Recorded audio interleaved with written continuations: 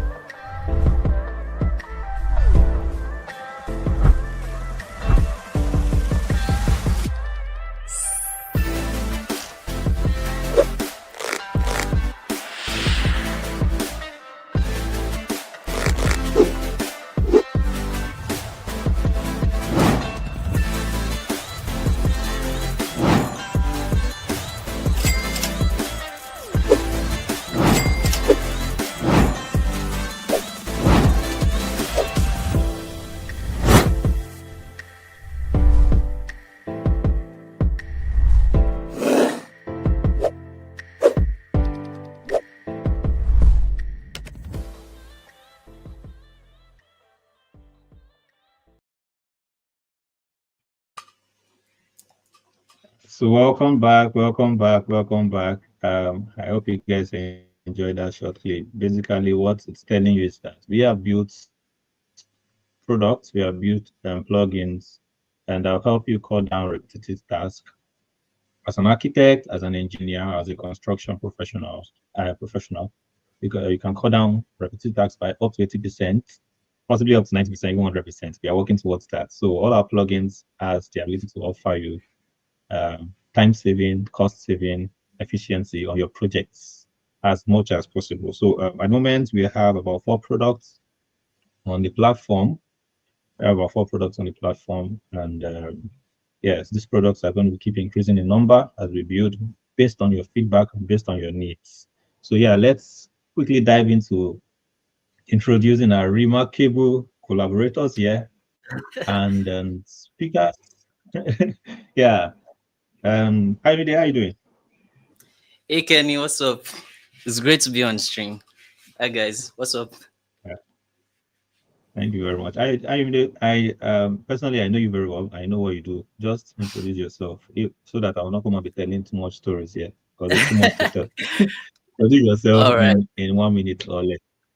Okay, all right. I pray I do it in less than a minute. Hello everybody. My name is Ayomide Akinriade and I am a structural engineer based here in Lagos, Nigeria.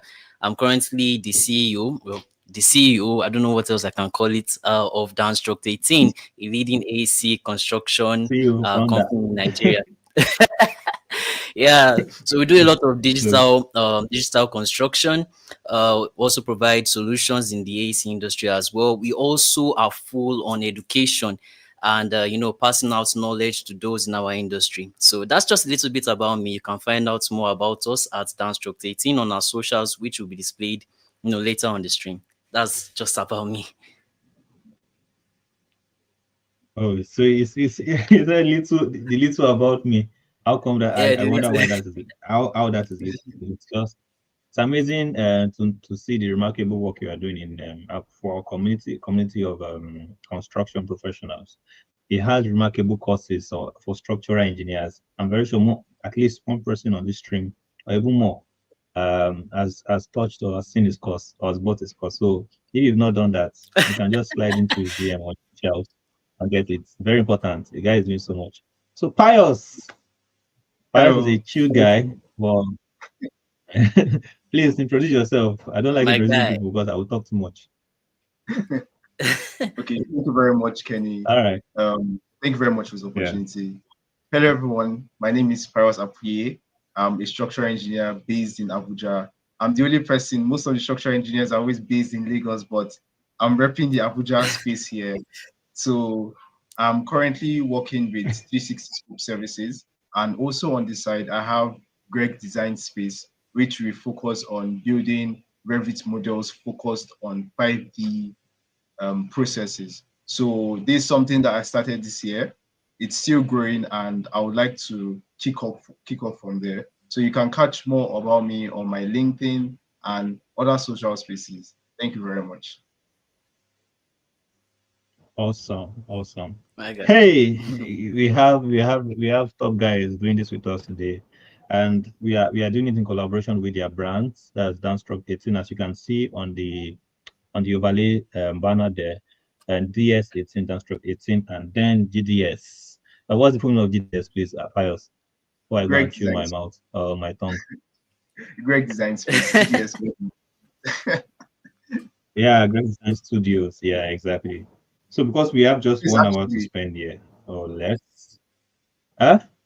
no, I said space, You're not saying studio. something? Space. Space. It's Greg Design Space, not studio. Okay, Greg's Design Space. Yes, yes, yes. That's a very unique name. Awesome. All right. Oh, Design Space, not studios. Don't mind me. So yeah, let's dive in quickly. We have less than 1 hour. We've done a bit of introduction. I've not introduced myself. Let me quickly introduce myself. My name is Kenny. I like to carry the nickname Kenny Struct because it has followed me since university days. I don't know why I found it very hard to let it go.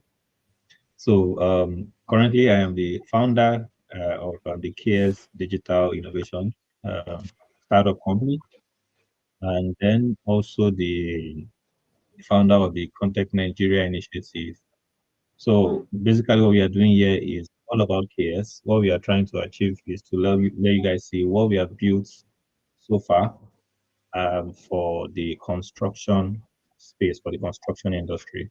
We have built products that will be very useful to architects, be very useful to structural engineers, mechanical engineers, everyone, basically everyone within the industry. So we would like to just demo it for you. We are doing it in a very chilled manner. We are very chilled way. It's not scripted. It's not scripted. This is something that we just want to explore ourselves. We want to learn. We want to understand. Okay, how can these tools be useful to you? Many people have asked us, where are the tutorials? How do I learn about this? How do I learn about that? How do I use this product? How do I download it? How do I install it? Does it work on different Revit versions? Does it work on does it work for AutoCAD? All those questions we're going to answer it here for the available products that we have on the platform right now. And also, we are going to be looking at quick demos on Revit, on AutoCAD, as time will allow us. If we have the time to go through all the 4 products, fine.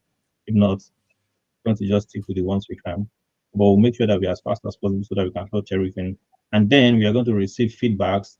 We have people on the backstage here that are waiting to scrutinize the product, ask questions. The goal is to actually test the limit or stretch us a bit to know, okay, what we've been able to offer you guys, how important it is to you, how it will help you in your projects. So yeah, please feel free to ask as many questions as you want. You can ask on our LinkedIn Live if you are watching from LinkedIn, or you can ask on our YouTube Live if you are watching from YouTube. So we'll see all the questions here and be able to answer them. So I think we have to dive in right now, right? Ayomide and Pius. Yeah, sure. Yes. Okay. All right. So table is mine, right? Okay. All right. Hello, everybody, once again. Yeah. Let me go ahead. Okay. All right. Hello, everybody, once again, and I'll be taking us through the products. So I'm going to be doing it in collaboration with my friend here, Pius, and he's going to be putting me through. So this actually, this collaboration came from the fact that, okay, the tool is out there, right? But we want to see how it actually works in real life, because you're going to be obviously be using this in real life projects. We want to see how much time and how efficient most of these plugins are going to save us. Especially, when you have long days, you have multiple projects, you have to complete. So we really want to see how special, which I already know as a fact, how special this plugin is. And just like what Kenny said, if you have any questions, feel free to let us know in the comments. Let us know. The team is everywhere right now, and we're here to answer your questions. Okay, I'm just going to go ahead and jump in and share my screen. Let me just quickly do that. Give me a minute.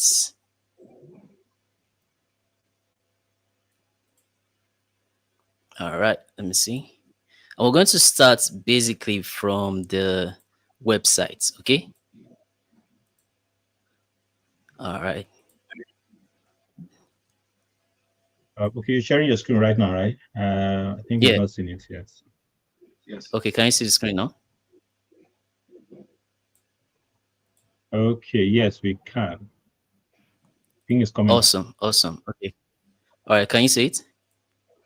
Yes, I can. Okay. All right. Great. So here, this is the KS Digital Studio website, and this is where you get to explore all the products. Right. You can purchase the products from here. You can get information about the products. You can also see related tutorials as well on it. So right now I am signed in, and if you are not signed in, you really want to do that right now. So if you are joining us on the stream and you are not signed in into the KS Digital website right now where you can get the products, we encourage you guys to do that right now. So here's how it normally looks like. I'm just going to log out and see how we can do that. Okay, so you're just going to go ahead and open up studio .ksdigital.tech. Open this website. It brings you right here. We're going to go over here and log in. All right. Yeah, you can. Okay. I think they would see the website on the it's a banner now. There's a banner on your screen that's showing the website. All right. Down. Okay. Yeah, so you can see great. there and then try and log in. So I have created an account. So I use the Google authentication. I don't really want to be creating too many passwords. So I'm just going to log in here with my Google account. And it's so fast. All right. And very secure as well. I must mention that. Okay. Yeah. So right now we are in the website. As you can see, we have this promo going on right now, and you really want to catch up on this promo. It's a very special one. Getting 90% off. Trust me, you don't want to miss out on this. So we have this product available all around the world. You know, right now I am based in Lagos, Nigeria. As you can see, it's set here to Nigeria. If you are joining from any other region, just scroll down here and choose your region, so it will be dedicated to what your needs are. So I'm just going to come here and click on Explore Products. We have quite a bunch which I've been told about. And basically this stream, we're just going to be going through some of them. I haven't used them intensively or extensively, that's the word. But my friend Pius is going to be putting me through. So, you know, we see how this thing actually works. So I've already subscribed to the Auto Join Elements tool. Very interesting tool. Can't wait to see that. This works in Revit, I believe. We have the card measure tool as well. Isolate warnings. I saw a demo on this on YouTube, and this is actually going to be a game changer within Revit. We have the Reba Automate. This here is the game. I'm a structural engineer, so I might be biased a bit to this. We have quite a bunch here. We have the Kenny Strokes Pro, and this is coming soon. And you know what I'm seeing right now on the screen are very, very good prices. If you are somebody in the industry and you know you are into detailing, you're into heavy workflows in the design space, trust me, all of these are going to be a great value addition to your workflow. We have this, I'm really waiting for this here, elements numbering. So this basically is going to, I believe is going to automate, you know, your numbering of various elements within Revit, I believe. We have the surface tiles. This is going to be a great tool for architects. I know a lot of architects that do this manually, and sometimes it's just a matter of crashing out at any point in time. We have the merger tool as well. Yeah, like I don't even underestimate the work that architects do again. We do have our banters from time to time, but we give them that respect. We have this AI renderer. I'm like, oh my god, you guys are going all out with this. We have wall skirting, all right, the same I can say with tile generator. We have struct view, another structural focus tool. Can't wait for that. We have IFC to Revit. And so this year, this is going to go worldwide, especially for those that are still in between the debate of whether Revit is going to be their major BIM tool or not. This year is going to be perfect. We have the card exporter tool for our card guys right there. I'm also a card guy, by the way. Can't be too biased to be Revit. We have piping designer for our system engineers, our MEP engineers. This is going to be a great tool for you guys. We have the splitter as well. I believe this here should be for pipes. Kenny, is this for pipes? Okay, it works for multiple element categories in Revit, for your pipes, for your beams, for your columns, elements that you will need to split at some point. Yes. So, for example, now I think we don't want to be biased, right? As engineers. No. I don't want to spend too much time. I just assume it was for pipes because they were together. No. This is going to really help a lot, especially when you have continuous elements or continuous members, and you want to break them down at different spans. Yeah. They are quite a lot, and I see that the team is really working on some huge tools right now. Can't really wait to see them. And right now, I am subscribed to 3 of them. Stick out through the stream. We're going to have a special surprise for you at the end.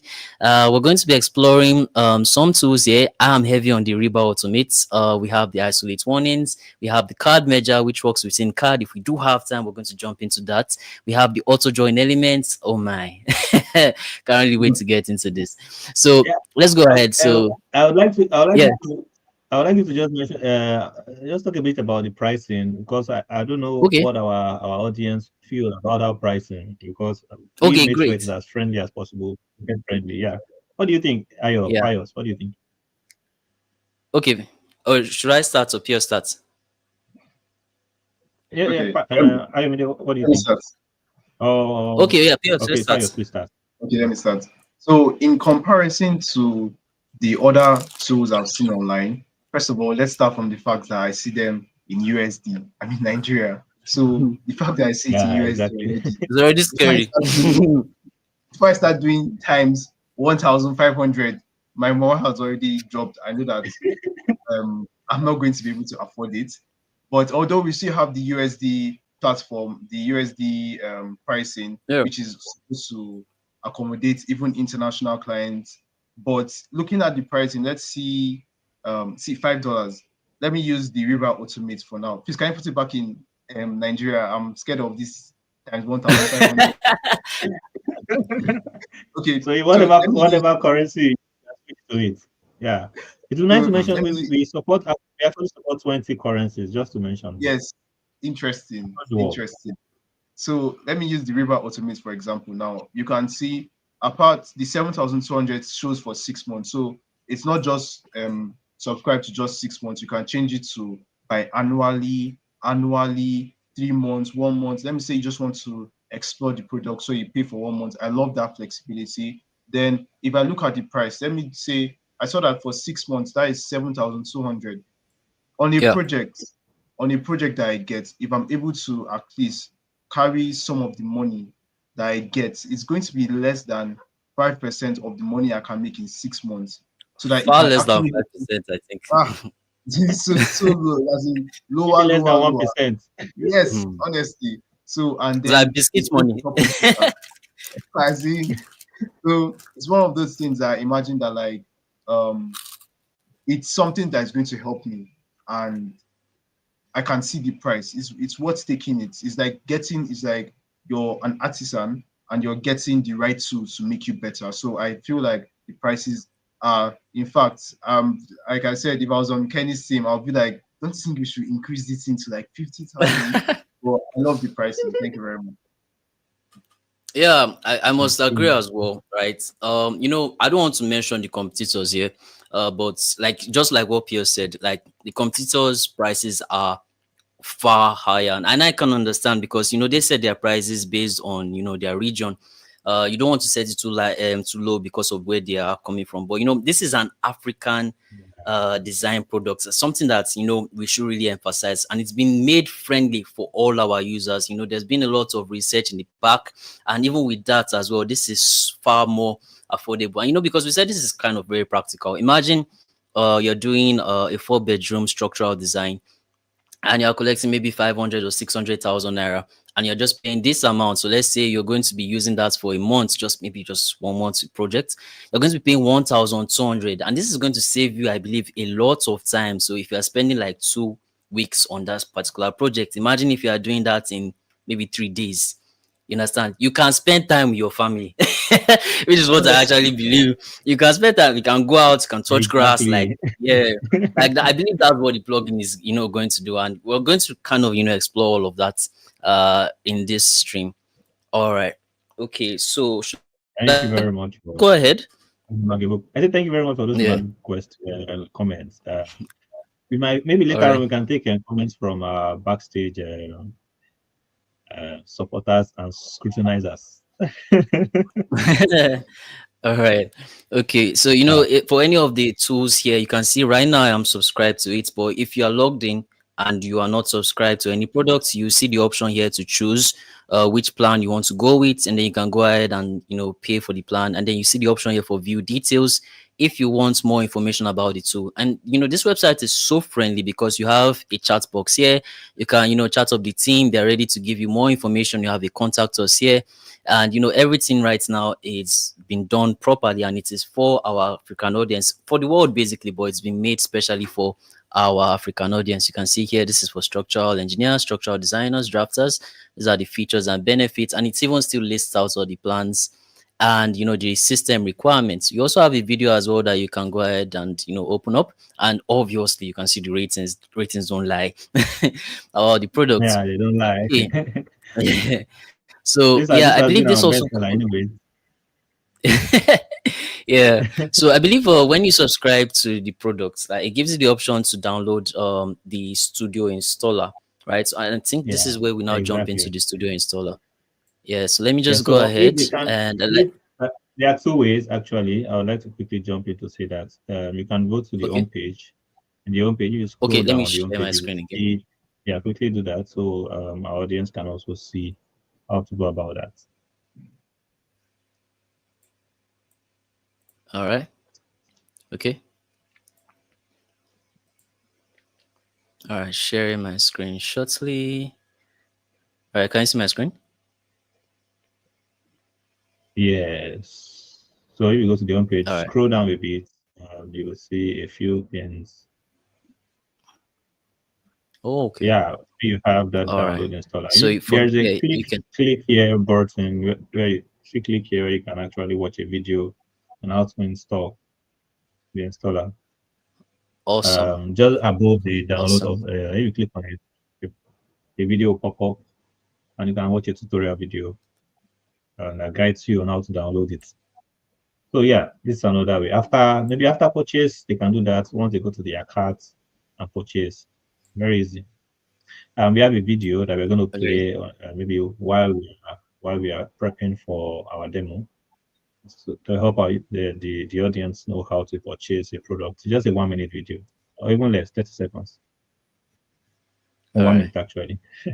All right, so yeah, Amide, jump in. Back to you. Okay. All right. So let's go ahead and launch the installer. Because of time, I've already gone ahead and installed it, which is what you do with an installer. Let me go ahead and share the installer. Okay, let me just do that. I love this installer. It gives me this very minimalistic vibe, and this is how apps should be created for the users. All right, can you see my screen? Okay. Yes, we can see it actually. Okay. All right. So once you download the installer here, you'll be prompted, to sign in. So whether I used an authentication platform or whether you signed up with your email, you can use any of those. So I'm just going to come here and sign in with my Google accounts. For people that don't like creating too many passwords, this is just perfect. So just going to sign in. Yeah. So it's going to 5 seconds. Yeah. So it's bringing up my browser. So that's why you can't see right now. So I'm just signing in and accepting Google's privacy terms. So once it's done, the browser is going to show you that your sign-in has been completed. So you can close that browser and you need to bring it back into the studio installer. So it's going to go ahead and load and show you the home page. So let's just go and wait for that to load up.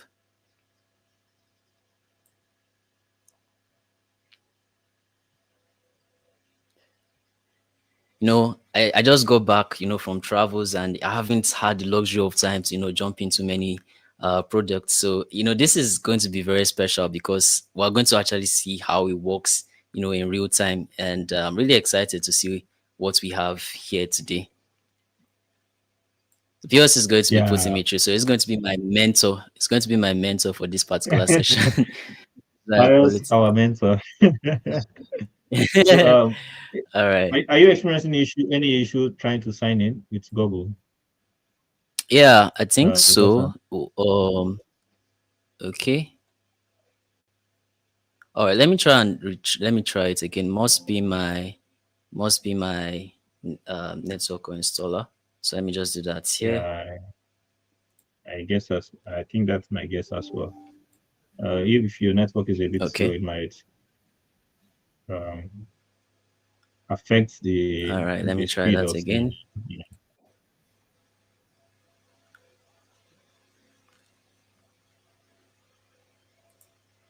So I just love to play some light music whenever there is a bit of silence here in the room.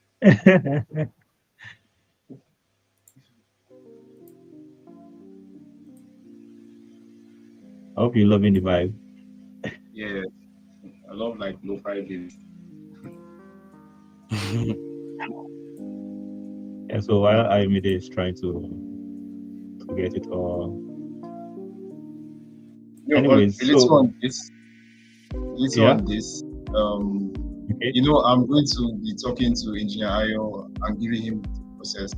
But I must say that like prior to now, today, this week, it's not as if it's because Partner requires digital innovations and in this, but the River Automate tool was literally a lifesaver for me because you know how it is in the industry.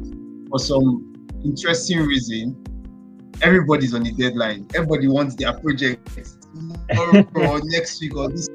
So I was in that This situation that side too, to the and industry. much. So that happened. I hopped on the project, and I can't lie.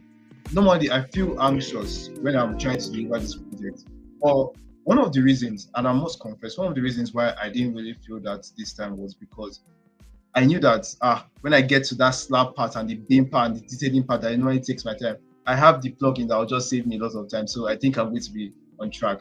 And I can say with my full chest that like I was on track and I delivered on time. That is from Monday evening to Friday. This is mixed up with a lot of other activities. But Amazing. yes, Amazing. so I can't wait to show Engineer Ayo some of the what actually helped me through. Awesome. Awesome. I'm glad Thank to hear you. that. Really, we've been getting feedback from our users, and to be honest, it's mind blowing that we are solving their Yes, problems, solving your problem yes, as well. And it's for me, it gives us a sense of fulfillment. That yes, yes, one thing we all hope for that we have something we can call our own here within the yes, context of Africa has yes, suddenly come to life. Yeah, so it's a yes. good thing. It's a good thing for us. It's fulfillment for us, and I'm happy that we are solving problems as well. Yeah, Yes, so I thank you very think much. we are expecting Ayomide back. Ayomide, Yes. uh, Yeah, can you hear me? Okay. very well. Yes. Yeah. Okay, all right. So I've signed in right now. I was a bit scared because all these stream complexities. I think my router was switching between the two I have. So here we go. All right, just share my screen shortly Okay. so it comes up. I would like to know if our backstage supporters and our, if you have any questions for us, if you have any questions for you, for us, whatever we can answer. And if there are any questions from our live audience, we'd like to take them as Ayo is presenting and showing us how he wants to use the tool, how Pius too wants to show him how to use the tool. So please, if you have questions, if you have comments, please feel free to drop it. Steven, any questions? Talita, Ahmad? Okay. All right. So I'm sharing a screen right now. So I think it needs permission to come up. Awesome. Awesome. Yeah, Okay. it's All right. coming up.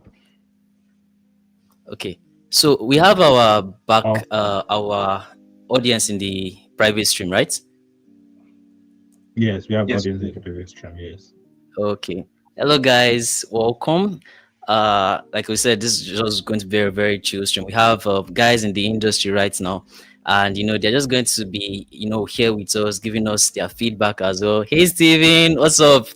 They're going to be giving us their feedback as we go through all of this product. These are guys that I call them real stakeholders.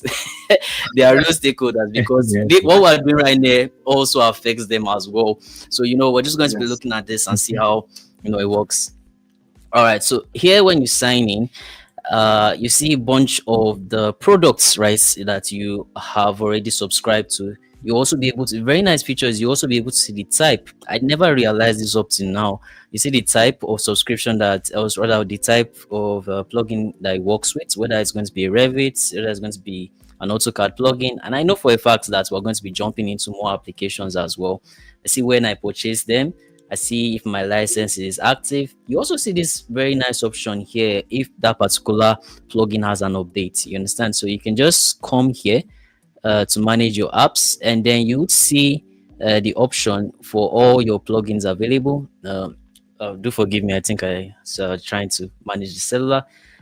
See, I have the Reba Automate. You see the versions available here. Not really going to bore you with all of this. I'm going to come here and click on Manage App, and you see the option here to either update or install the plugin right now. So I have an update available right now, but just because of time, I'm not going to go through that. And you have this option here to discover more plugins that are also available, and those that are also coming through as well. You can come here, click on Learn More. You can also chat the team up, especially if you have questions on what this tool does, the subscription, or you need technical support on any of the tools available. They are always there, to help you out. And we have notifications, we have settings, we have the option to log out, and it's just a very, very chill and useful installer right now. So let's go and jump into the main item of today. I call it the item 7 for me. Item 7. All right. I'm just going to go ahead and share. Okay. Share my main screen here. This is where I kind of jump into the whole Downstroke 18 vibe with teaching and everything. But my teacher today is going to be Pius. Let's clap for him. My guy. Okay. All right. So I'm right here. I'm right here inside. I've decided to use this particular project here. I'm still working on it. I'm going to push it out at any point in time. Hopefully, the client doesn't hold my neck on this. So we have here the KS Digital Studio. So if you are actually installing it for the first time, you see Revit is going to give you a notification here whether you want to load this installer or not. You just have to click on always load, so you don't have to click on that every single time you open up Revit, and you see it over here as a tab, right, within Revit. And then you also see all the plugins or all the subscriptions that you have, the tools that you have subscriptions to. So, and you also have the option here to chat up the team if you do have any questions that may come up. All right, so I'm going to go ahead and launch the Reba Automate. So sorry, I'm a structural engineer. This is what I want to use, and I'm going to leave it to Pius here to put me through on how this tool works. Yeah, I think we have a question here from this person is asking any plan for user guide on how to use the tool, like a quick start guide that one can follow through to get started with using the tool. Oh yes, we currently have tutorial videos and demo videos that can guide you, and also live sessions like this would also help our users understand how to use the entire platform, the web platform, the installer, and also the plugins on Revit and AutoCAD. So for documentations, maybe Word documentations, PDF documentation, that will be provided very soon. We're working on all of that. But currently, the tutorial videos and demo videos can suffice. I think I've answered the question. Yes, perfectly. Yeah. What do you think, guys? Okay. Yes. Yeah, sure. That's graceful. If you are someone like me and you don't like reading documentation, I'm all out for the videos. I prefer the videos, but yeah, documentation helps. Documentation does help. It's like when all hope is lost, you just go back to the documentation and humble yourself and find out what the problem was. All right. Exactly. I'm sharing my screen right now. I don't know if you guys can see it. Okay, awesome. Okay. All right. Yeah. So I have this little project here, just like I mentioned, I'm working on here, and we're going to be using the Reba Automate tool. So if in case that was not captured during the stream, you just come over here, click on the tab. If you've installed the plugin, by the way, it's going to show up like this, and you go ahead and pick the tool or the plugin that you want to work with. I'm starting with the Reba Automate here. All right. So Pius, over to you. Take it all the way. So, all right. Thank you very much. First of all, before you open the Reba Automate, so I want to show you an Easter egg that I actually found. I don't know that a lot of people know this, but just close it. Let me show you. So when you see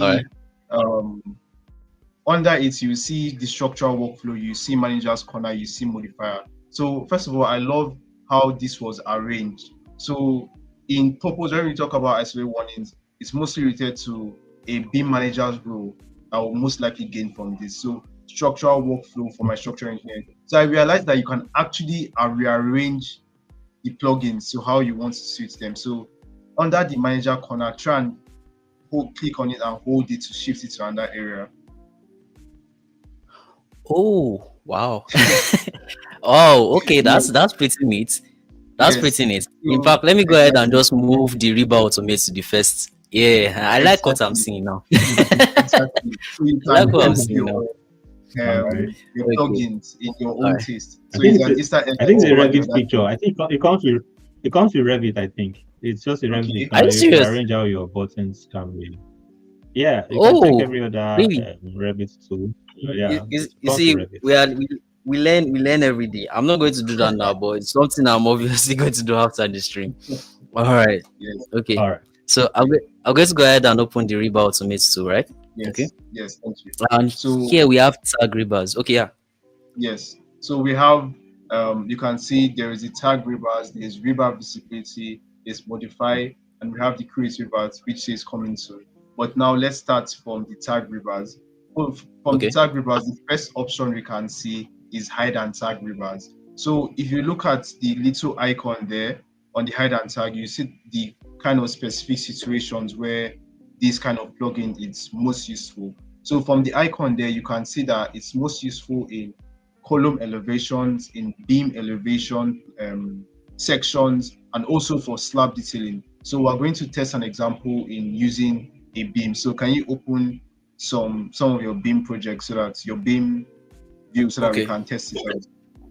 Okay, that's a beam plan or beam elevation. A beam elevation. Beam elevation. I like what I'm hearing. I like what I'm hearing. Okay, let's see. I'm looking for a beam that we can use for this example. Let me just go ahead and open up let's say beam 11. No, this one is too small. I'm looking for something challenging. Okay. Aha, I like this. Okay. All right, so we have this in. Okay. So It's a now, very long beam. I think this is okay. yes. Actually, let me see how long is it. All right, let me just go ahead and unspan this because I had to truncate it. Okay. So this is about 19.2 meters. 19.2 meters in span. Wow. Mhm. Wow. So what we can do, since we are looking at the hide and tag river style of detailing here, you'll see the play option next to the hide and tag river. So you click on that. Okay, the button. Okay, all right. Yes, yes. Okay. So now this is what you're greeted with. First of all, you see the option for multi-river tag and tag type. So the multi-river tag is going to be, or in this case, the links, the tools where the elements that require multi-river tagging, which is like your Okay. links on your slab, the reinforcements, those are multiple. That's where you choose the tag option. So you can click on it and choose the normal tag you would use for links. Okay. So that's Yes. the same as if I, for instance, go to annotate and I come here and click on the multi bar here, right? So, I Exactly. see. So it's the same options we have here that we have inside here. Okay. Exactly. That's pretty neat. Exactly. Okay. So Exactly. for And the beams, very I next use option- this. Okay. Yeah. Okay. So what do you use? Yeah. Okay. Yeah, I use This- this one here. Yeah. Okay. Okay. So the very next one, which says tag type, is for Oops, sorry about that. I think I had an issue with my Revit. Give me a minute. Let me just go ahead and load that up again. no problem. So as I was telling, when you were out a little bit, I was telling Engineer Kenny that this plugin literally saved my life this week.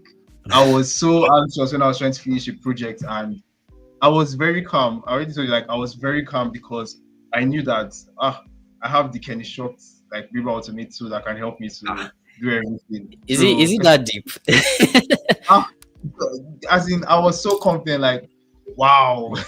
When I was testing it before now, I was like, don't worry, this is going to come in clutch for me. This is going to come in clutch for me. So I can't wait to show you what has literally almost, I don't want to like exaggerate, but like saved my career this Okay. last week. So I can't wait to show you that. I can't wait to see it as well. Sorry about that. I had a process going on in the background, so I think that's the reason for the Revit crashing back Okay. there. Let me go ahead and do that again. Oh yeah, so I have to kind of share. All right, Yes. let me go do that. Okay. All right. Okay. I think I used the very longer beam variants. Let's see. Yes. That should be 1B. Let's see 1B9. There we go. All right. I think my screen is up. Can you see it? No, not yet. Okay. Okay, it's Awesome. loading. Okay. Okay, now we can see it. So, all right. But so by the way, I just noticed something as well because I happen to just load it. So if anytime you have already signed in into the studio installer, right? You may see all these tools might be grayed out, especially if you've just restarted your computer. So what you want to do is you just want to click on this sign in button rather after signing into the studio installer, so you would have access to all the tools that you are subscribed to. So that's just a quick one. So I'm going to come back here, click on Reba Automate, Just hide to add and to tag that Reba. every day. Yeah. Just to add to that, you'll be required to sign in every day.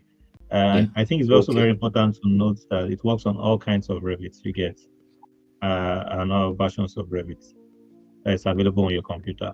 So every day you just see that, okay, the sign in button comes up, others are great. I just click on the sign in and you're done. Very simple process. Yeah, awesome. No issues there at all.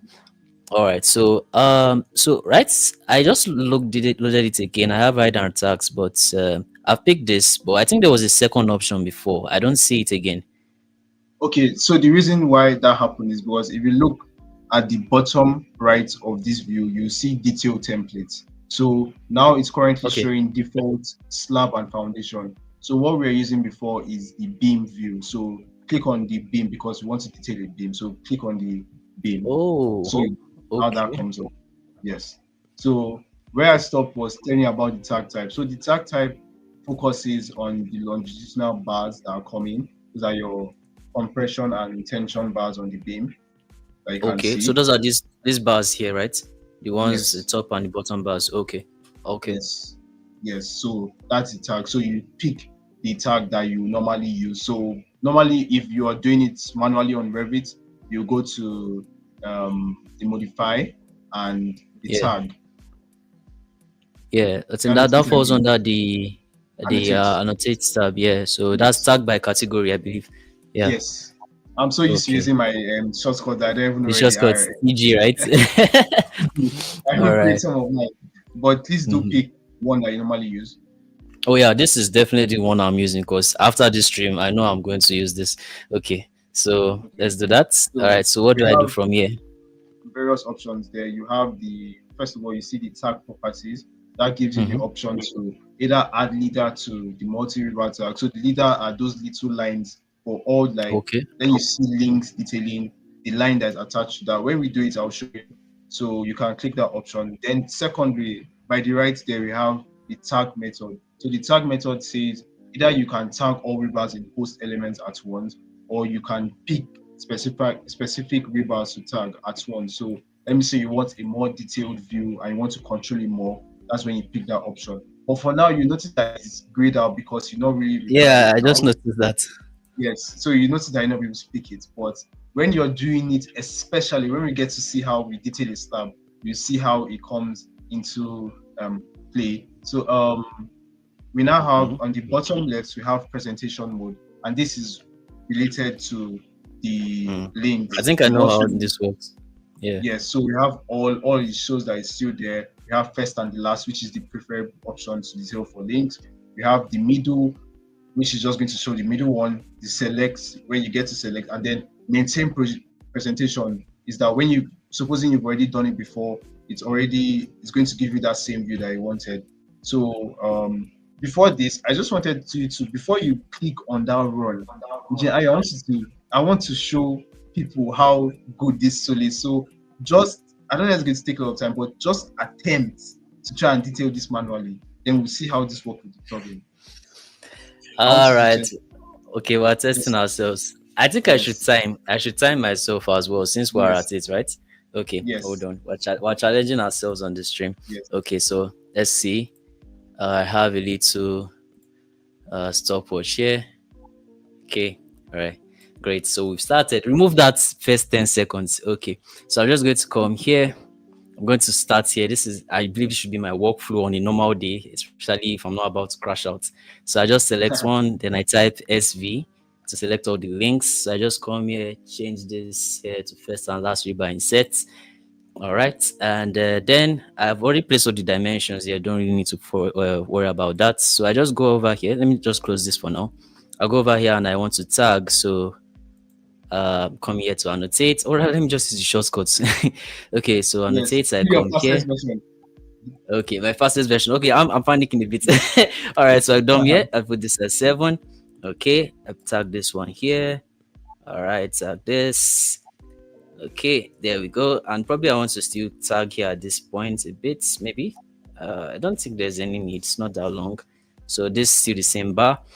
Then I want to just go ahead and put the multi-rebar annotation. So let me just come here, tag this. There we go. Oops. All right. Oops, not this. I'm just going to change this here to this option here. Okay. All right. Great. Let me do that again. All right. Turn off the leader line. I just want that to be in the center. Yeah. All right. Okay. Just doing this is giving me a headache. Okay. All right. There we go. All right. So this little one here, let me just select the tag, turn off the leader. This was a mistake. Just go ahead and put this at the center. There we go. I'll type CS. Then this one here, MT again. All right. There we go. I'll turn on the leader line because this span is a bit too small. Then I just want to place one. There we go. All right. Great. So that's 2 minutes on the dot, right? Yes.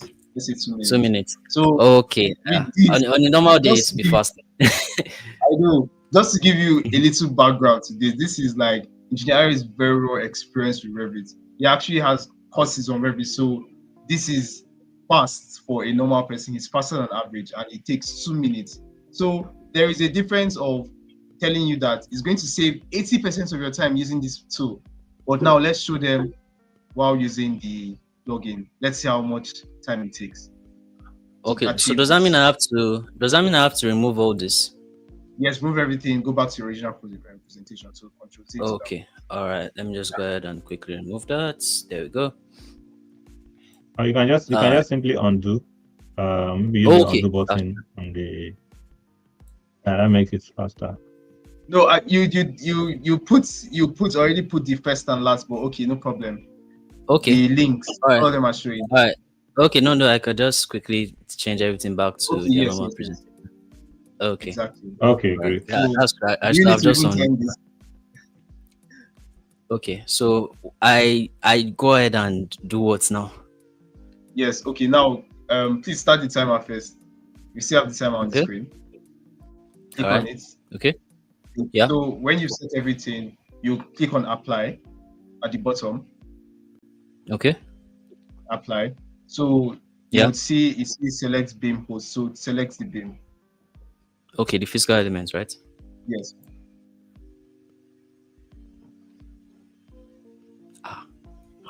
That's okay. Wait, hold on. That is, I was explaining, so I'm going to take in some time.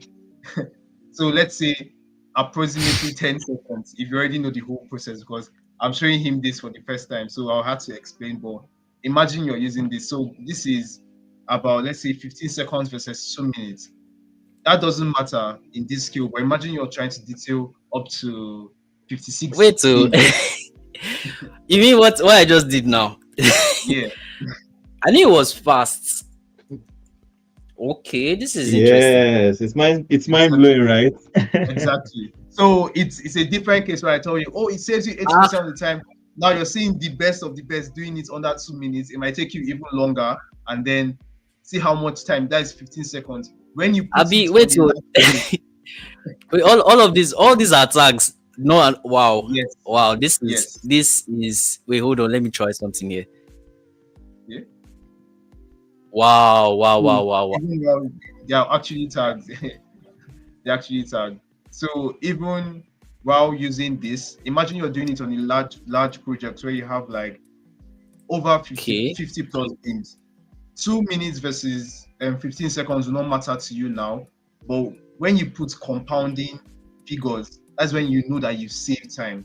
So the only little adjustment we had to do here was the last Yeah, I name just did because that. Yeah. That yes, saves a lot of time, actually. yes, yes. Actually, oh my god, I wish I could pay for this again. I wish I could pay for this again because Yes. I'll be very honest, right? I used the Kennystrokes, right, before this came out, right, the Reba Ultimate, and it worked very fast, right?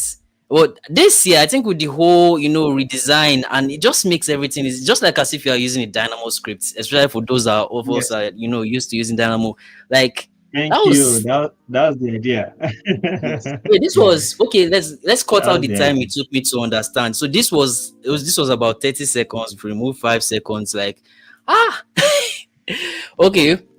You know what? Let's try something here. I do hope the stream is not going to out of. Let me see. I think I have some. Okay, no foundation beams. Let me use some suspended beams here.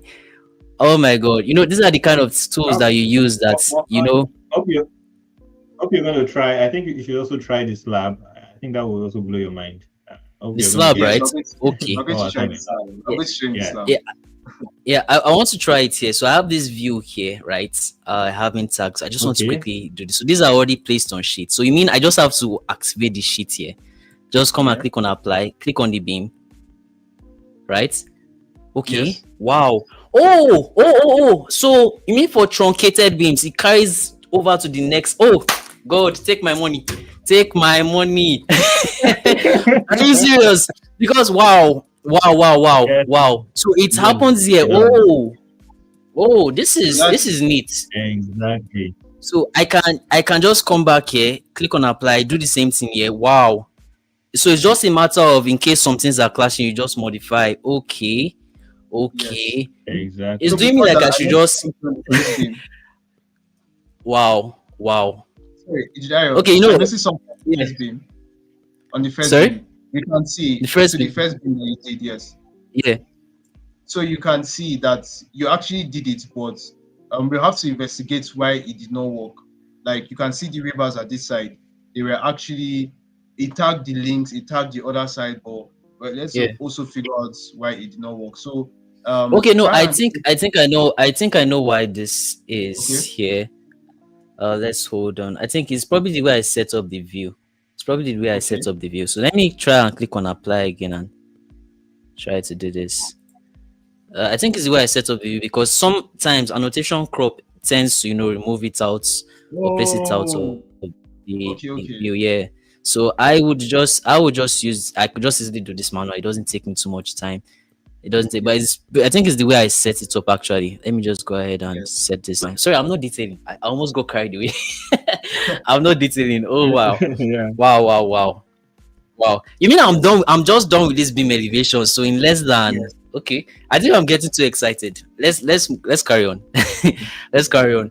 Okay. Okay. Well, so these are for beams, right? Okay. Yes. Yes. What else can you use hide and tag rebars? I think you say you can use it for slabs.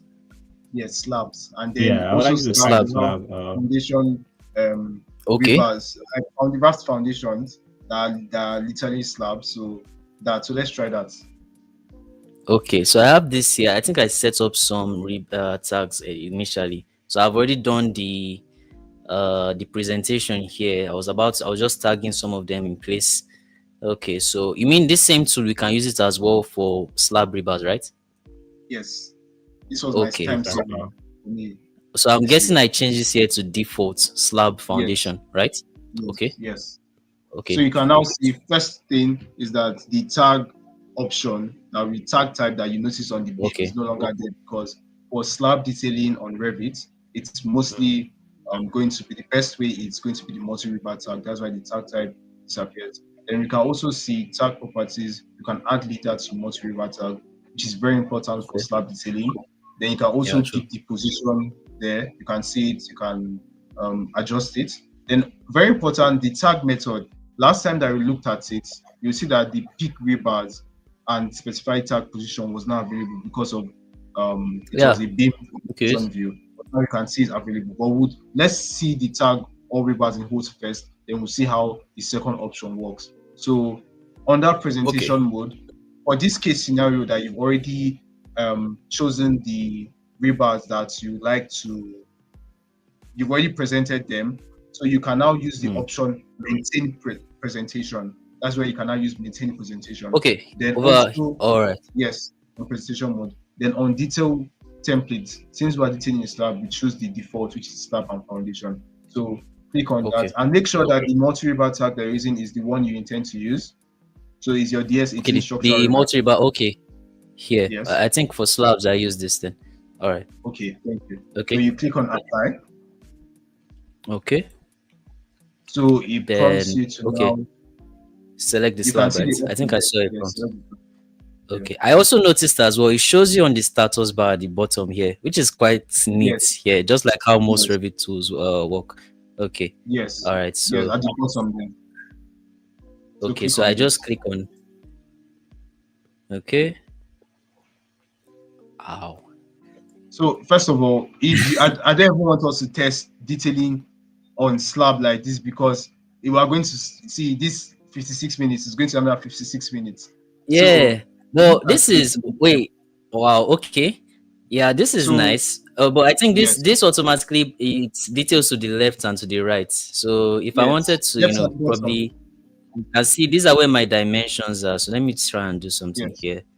So I could just let me see. I'll just select the tags and I can just move them here to the side, right? I think that should be okay. Yeah, that works. Okay, that works. Okay. Okay, this is interesting. And it didn't change my presentation, did it? It didn't. No, it didn't. It didn't. Okay, so if those ones that are clashing, I can just easily move them. I'm done. I'm actually done. But that laugh sounds so evil. Okay. So it's just Yes. Okay. So now let's also because I noticed that you did it, you had to manually adjust it to the right side. That's where second tag method now comes into play. So I want you to undo everything and let's see how the tag method works for the second one. Let me just. I think I did a lot. So. Okay, so what am I doing here? Am I changing presentation mode? Okay, so you're still maintaining presentation because you still want this presentation. Okay. The only thing I want you to change here is the peak rebar and specified tag position. That's on that tag method. Okay, yeah, all right. Yes. I see these options are now grayed out here. Yes, exactly. So you click on apply. Okay. And then it prompts you to now select the rebars. So if you see on the right, that status bar that shows you, it will show you select rebars. Okay, so you're not selecting the slab now, you're selecting the rebars. No. Yes. So okay. So let's try that. So select specific rebars you like to tag. Okay, I can select multiple rebars at the same time, right? Yes. Yes. So this one is making more precise. So just select some of the rebars. And then when you drag and select. Yeah, that's even true. You can actually do that too. So drag and select. Oh yeah, I can make a selection. Okay, but I think I'm familiar with this. If I click on that, it will remove the current selection. So I think one has to be careful with that. Okay. Yes. Okay, I think I can hold down control. I forgot in his Revit. Okay. So I just click on finish, right? Will it just tag? No, so what it does is going to prompt you the direction you want to place those particular rebars at. So you can see that line. So okay, so you mean that it won't go automatically to the left and the bottom now? So if I want to do it to the right, like this? Yes. So you now click, just pick it outside and click. Okay, set desired tag location. I think I'm seeing that. Yes. So now it does it. Exactly. So I think I know where where this can be useful. Yeah. I don't think you need to. You can just continue that way. I think you can continue that way. I can continue. Finish tagging. Okay. So I can just make another selection like this. Wait, is our what do you call it? Our private audience, are they here? Are they seeing what I'm seeing? Are they seeing what I'm seeing? Because I feel like they have some comments here. Wow. You know, hold on. I want to use this stream to do some of my projects. So I mean, when I'm done, I just click on cancel, right? No, cancel. Okay. everything. Okay. So, or you I can think use I it. have. Hold on. I have a project like that. Let me try and give me a minute where I feel this is going to be very useful. Especially where you have complex lab systems as such. Yeah. Let me try to open up. Is our private audience there? I just want to let's get a feel. I can't be the only one being surprised by all of this right now. Wow. Okay. Okay. Let me try and open up one here. This is interesting. Like this I would say, let's say for this particular slab that we're seeing right now, it would take me probably an hour plus. Let's be honest, maybe an hour, 10 minutes, Yeah. right? To actually complete the Yes. tagging, trying to align everything. It's Yes. not something I enjoy doing. Okay. Yes. Let me go ahead. So a good rule of thumb that I discovered while I was doing this is, so before you start, so in case you're using the peak rebar and specified tag position, if you want to be more precise so that you don't miss any of the rebars, since you're using this tool, what I do as a structural engineer is I do panel by panel. So take it panel by panel. Okay, I'll detail so you do not miss any detail. Miss any? Oh, I see. Yes. I don't think you. I see. So another trick to add to what you just said, another trick is once you are done panel by panel, in case you feel like I might have missed something, you can just select the entire rebars and tag. It's only pick the ones that. Oh, okay. Exactly. So these are not project you're testing. Okay, let me see. Yeah, because you can see there's a void inside here, and you may want. Yes, this is what I want. So that means the ones on the side here, I can just come here and make a selection over them like this, right? Yes. And correct. Then I click on finish. Motishiton. Okay. Hold on. Okay, let's see. You don't need to click on apply. It's multiple times. Just once it. Yeah, okay, I just continue. Until you are done. Yeah. Yeah. Oh, nice. So I can just come here.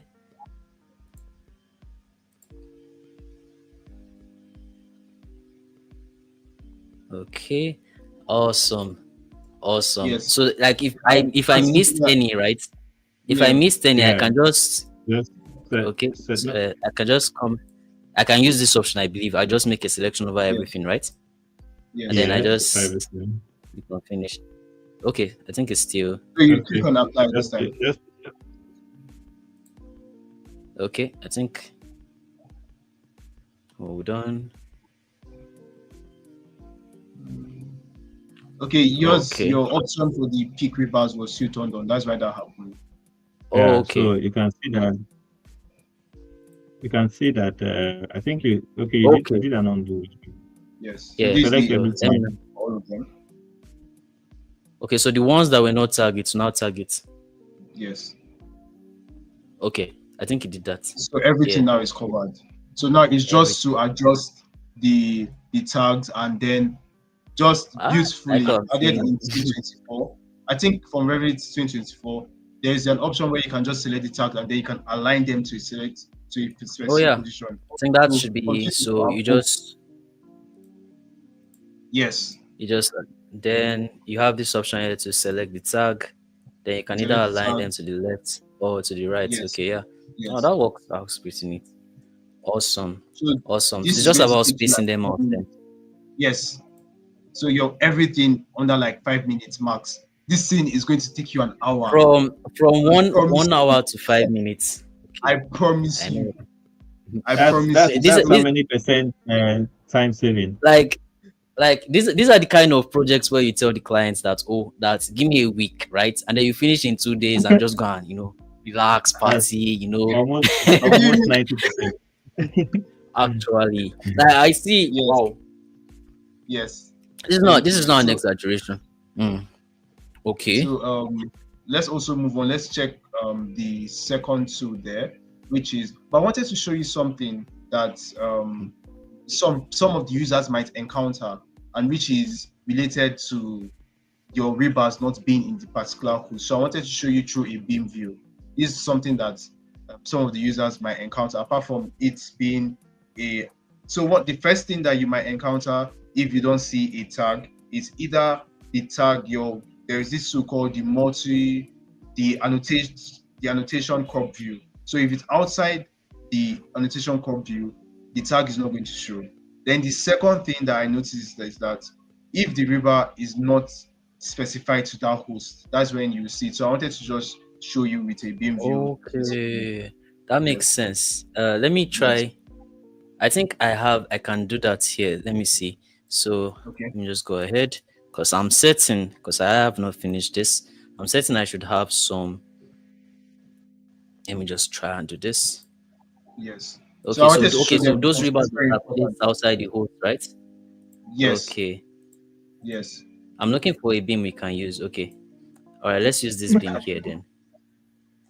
So we have This a is comment here, very funny question, funny comment. If you can see it.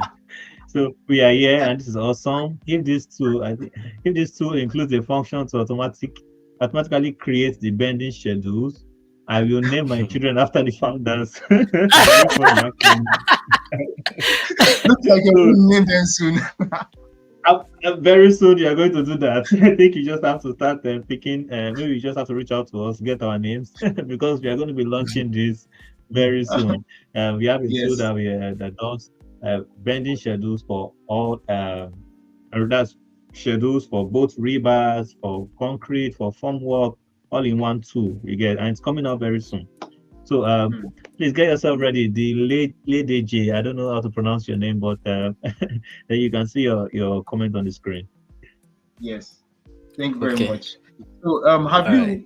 I Yeah. wanted to So also them. I have this particular rebar here, right? It's meant Yes. to be hosted in this beam, and these are some issues that you normally encounter, during modeling. Yes. So I Yes. have it is meant to be in this beam, but if I go ahead and click on select host, you can see it's inside this column.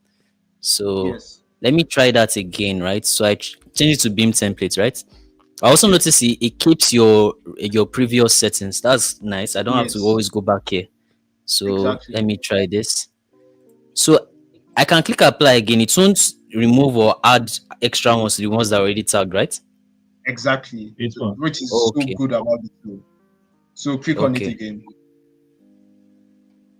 Okay. I see what you're saying. So the aren't is not tagging this rebar here.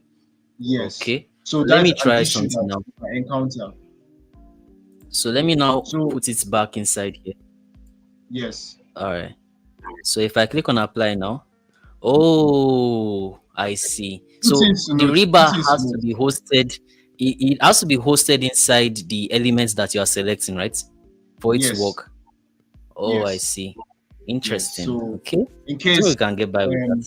you do not, let's say you're using the plugin and you encounter that issue, the first two things you should check is if your annotation crop view is too small that your tags cannot show, and secondly, please confirm whether your rebar that you're modeling is placed inside the host. It's also good modeling practice that let's say a rebar is inside a beam, let the host be showing that it's a rebar, not the column as we saw. And the second thing I wanted to note, like you notice that it doesn't disturb your other tag types that you've already done. So let me see to the right. I think there was a little distance there to the right of the beam. So yes, you can see that you made that your little change there. You anchored your last multi-rebar tag to the left, so it doesn't change it. Yeah. So which is very, very good.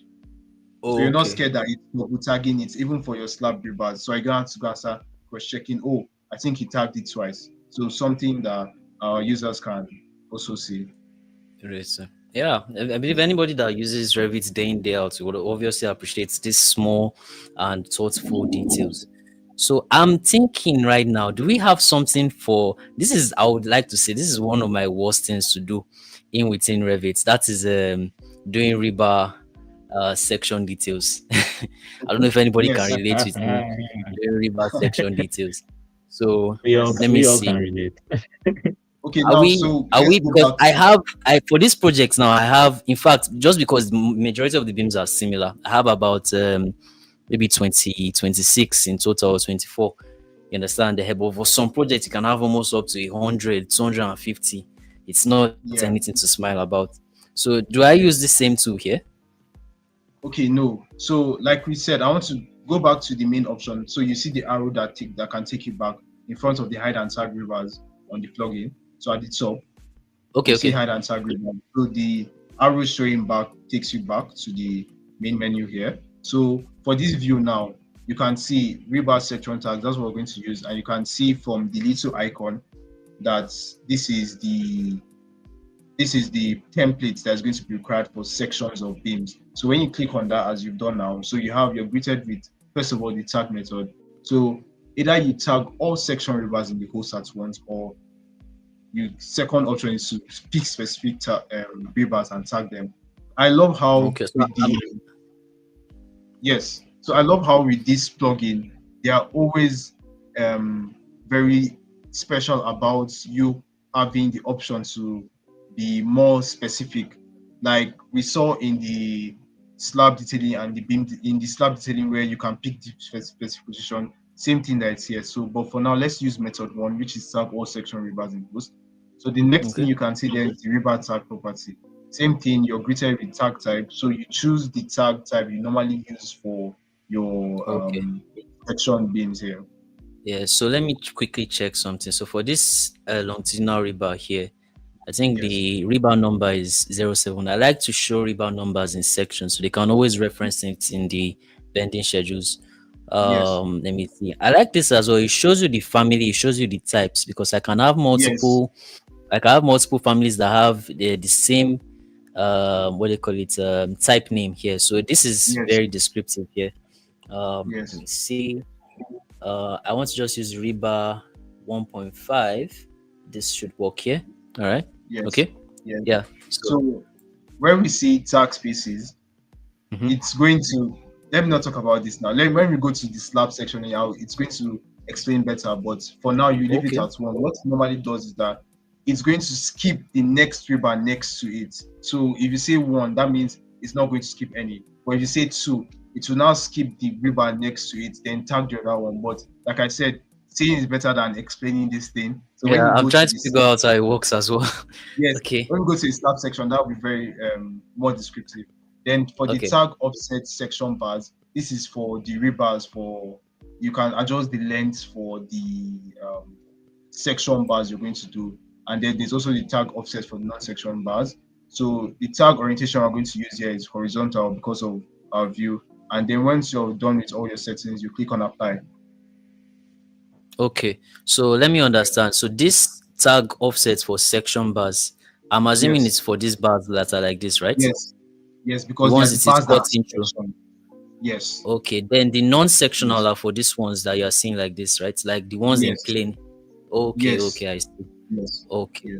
So tag orientation horizontal, I think I understand this. So I just click on apply, right? Okay. So select rebar host. I see the status here. Wow. Okay. You hear what I just did. Like, you know what, let me I do hope we're not spending so much time, because I want to show you how I would ideally do it, in real life. So I'll just come here. So if I'm starting, I'll just come here, select, then change it to the type I want. Try if I have not, this is the first time I'm doing it, then I just come, select it, then I just come here again, just maybe copy quickly. This is why I hate this. It is a strong word, but I know the reason why. And if you are lucky, you can just sometimes mirror it to the bottom and just hope that it took that tag. Understand? God, like I don't like this at all. Okay, this is 06, so it got it right. So then I come here and let me just quickly try this here. Like, okay, so that took me exactly 43 seconds. If I'm in the mood, like I can be breaking records, like let's say 20 seconds or so, right? So let's see now. I want to compare how much time it took with the plugin. I'll suggest you also use the tag offset for the sectional bars, maybe 50 or something. Usually based on the view scale, but let's change it to 50. Okay, so let's say, let me just use so let's say you mean the distance like this, right? From the so let's say I would use about let me use 150. Okay, it's going to be the offset from the hosts. Yes, okay. 150 here. Let me try this. No, I think Okay. Make it 50. Is the offset from the host, not from the bar. Okay. That's from the beam. Yeah. Okay. From the beam. Oh, okay. I see. Okay, Yeah. 50. Then let me say. So I think let me just demonstrate. So that's the distance from this point here, right? Correct. Okay, and then the same distance as well. These small details are very important. It's right for us detailers, that we want to have this consistent look in the project. All right, so let me try that again. So, oh, I see.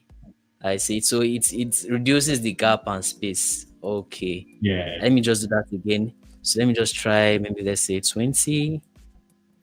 Okay, so it gets it closer. Oh, I see.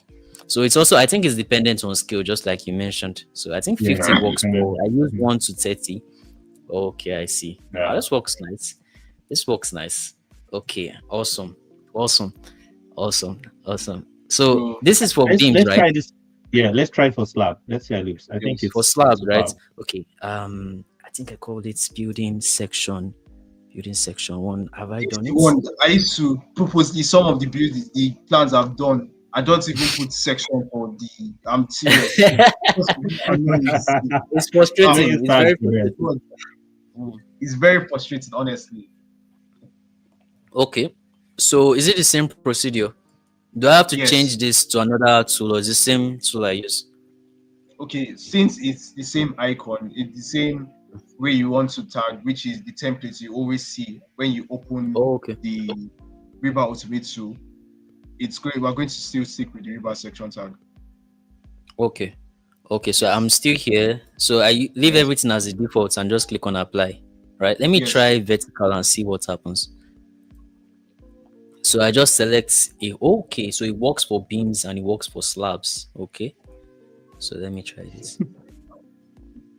Okay, so if it's vertical, it's in this direction. Yes. Okay, let me just change it back to horizontal. I don't think, maybe if I'm detailing walls, I may want to use horizontal. Awesome. Wait, hold on. Now, so because of this spacing, you can see. So just adjust this. The scale is smaller here. That's why. Yes. Okay. Yeah, this is perfect. Okay, this is perfect.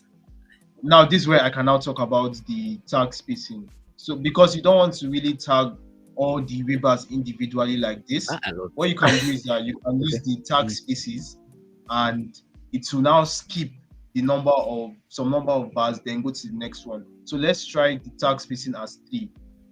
So under the tag spacing. Okay, tag spacing. Okay, here. Yes. Okay, I now understand. I understand it now. I understand what you mean. Okay, so apply. Yes. Okay. Oh, okay. So it is exactly 1, 2, 3, right? Okay. Yes. 1, 2, 3. Oh. Yes. So every 3 bars. Yes. Every 3 bars. Yeah. I'm done. You'll be shouting. I'm actually done. If you've done this scene, like it's only if you suffered this scene that you know how important this scene is. I'm even joking. These are paint engineers talking. Like wow. So you mean I can this is actually okay. So I can come here to this second building section. I can just do the same thing here. It's just a matter of just okay, this is interesting. Yeah. Nasri made a comment here. That's all. So far. Yeah. Okay. Nasri made a comment here in the background. Nasri, do you want to say something? You're on stage. You want to say something about what you're seeing now? Sorry? I think Nasri made a comment in the chat. Yeah, Nas made a comment. Okay. Said it's so fast. Nyayo is forgetting to time it. Like I want to finish the stream and just complete this project. That's exactly what is on my mind right now. Wow. Also, like I'm done. I'm basically done with 2 sections. Like nobody can really understand the joy that is actually going in it's actually in my heart right now. Wow, this is interesting. Interesting. Lastly, I just want to show you the method 2, which is pick rebar and specify tag. So, like I said, it is the KSHR innovations are very specific about you having control of your detailing. So for the method 2, which is your pick rebar and specified tag position, it allows you to actually pick specific bars and then specify their position. So click it as the name says actually. So pick method 2. This one, right? Okay. Yes. So you click on apply. So it tells you, it prompts you to select a rebar. So you just select it's rebar now. Okay. Yeah, so you can, yes. What do I do? So you can actually, okay, you selected rebar, so you cannot drag it up. You're saying you should select desired tag location. Yes. Okay. So you can now lift it higher and still applying that tag spacing that you chose. So if you want more specific rates, that's what you can do. I think I know where this can be useful. You know where we have, for instance, those slabs that are not on the same level, right? Yes. Probably one is that you can see right now, this is at 3900. So let's say, and I have different annotations. Let me just try and do something like this. And I want to have more control over where my tags are, right? Let's say I want my tags to be directly above this. So I can just come here, for instance. Let me just try. I'm just exaggerating. I'm just trying to see. Okay, I place this one's here. Then I come here.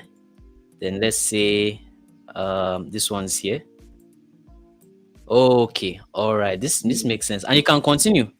I think. Yes. You can continue, yeah. And, and it works for non-sectional as well. Yeah, it works for non-sectional as well. Okay, so if there are any obstructions, for instance, let's say if I did the elevations that is showing a beam here below and I want it to be spaced and I don't really know the value, I don't want to be playing around. Okay. Yeah. Nice. I understand it now.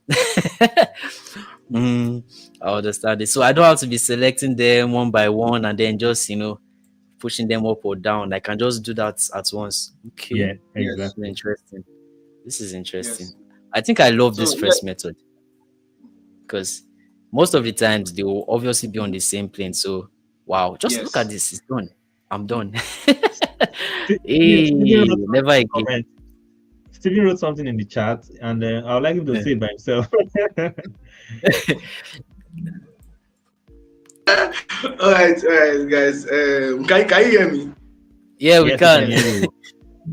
Oh, okay. Honestly, I'm already carried away by like the whole presentation thing, and I could remember when I was doing my internship last year, and one thing I run away from is detailing. Like, anytime there's project like this, I just run away from it. But now, like seeing the way it works, I think I used the first version of Kenny Instruct then. But like seeing this, it has really improved, and it's really encouraging because for newbies and maybe like a beginner. So this is just like kind of friendly, like so much. I'm really happy like seeing all of this, like a whole lot.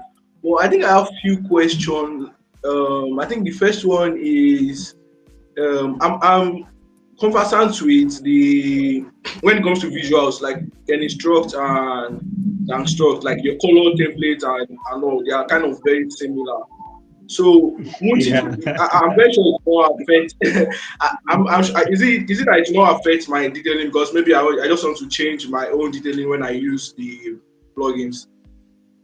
Yeah, it doesn't have. I don't. What do you? Okay, I think I understand what he's saying. So I really understand, please.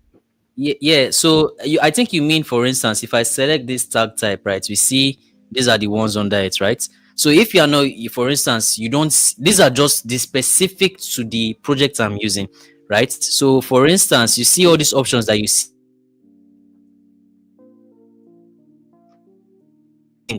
right? I think so. If you open a different project, like for instance, let's say you're working with which company can I use? Well, let me try and use Arup, for instance, and they have their tags labeled as Arup rebar tag. You're going to be seeing Arup rebar tag there. So that means you need to know the tags that you want to use before selecting them over here. So it doesn't have to be the ones that you are seeing right here. I believe that's the question, right? Yeah, sure. Good. Honestly, I'm coming back to detailing because of few things like this. Honestly, like it can be so draining actually. Like the likes of Kadausi, like and all of those things, they can just be somehow like exactly. Even Kadausi doesn't do it like this actually. In fact, when I was like, it doesn't do it like this. Oh, yeah. Wow. So we have a comment. We have a comment from YouTube. Hey, yeah, we have another transition. It's a great testimony that someone has to move from. He wants to move from AutoCAD to Revit. This is Yeah. what the industry is shouting about, right? Yeah, What do you because Ayo, come to you. yeah, because when we have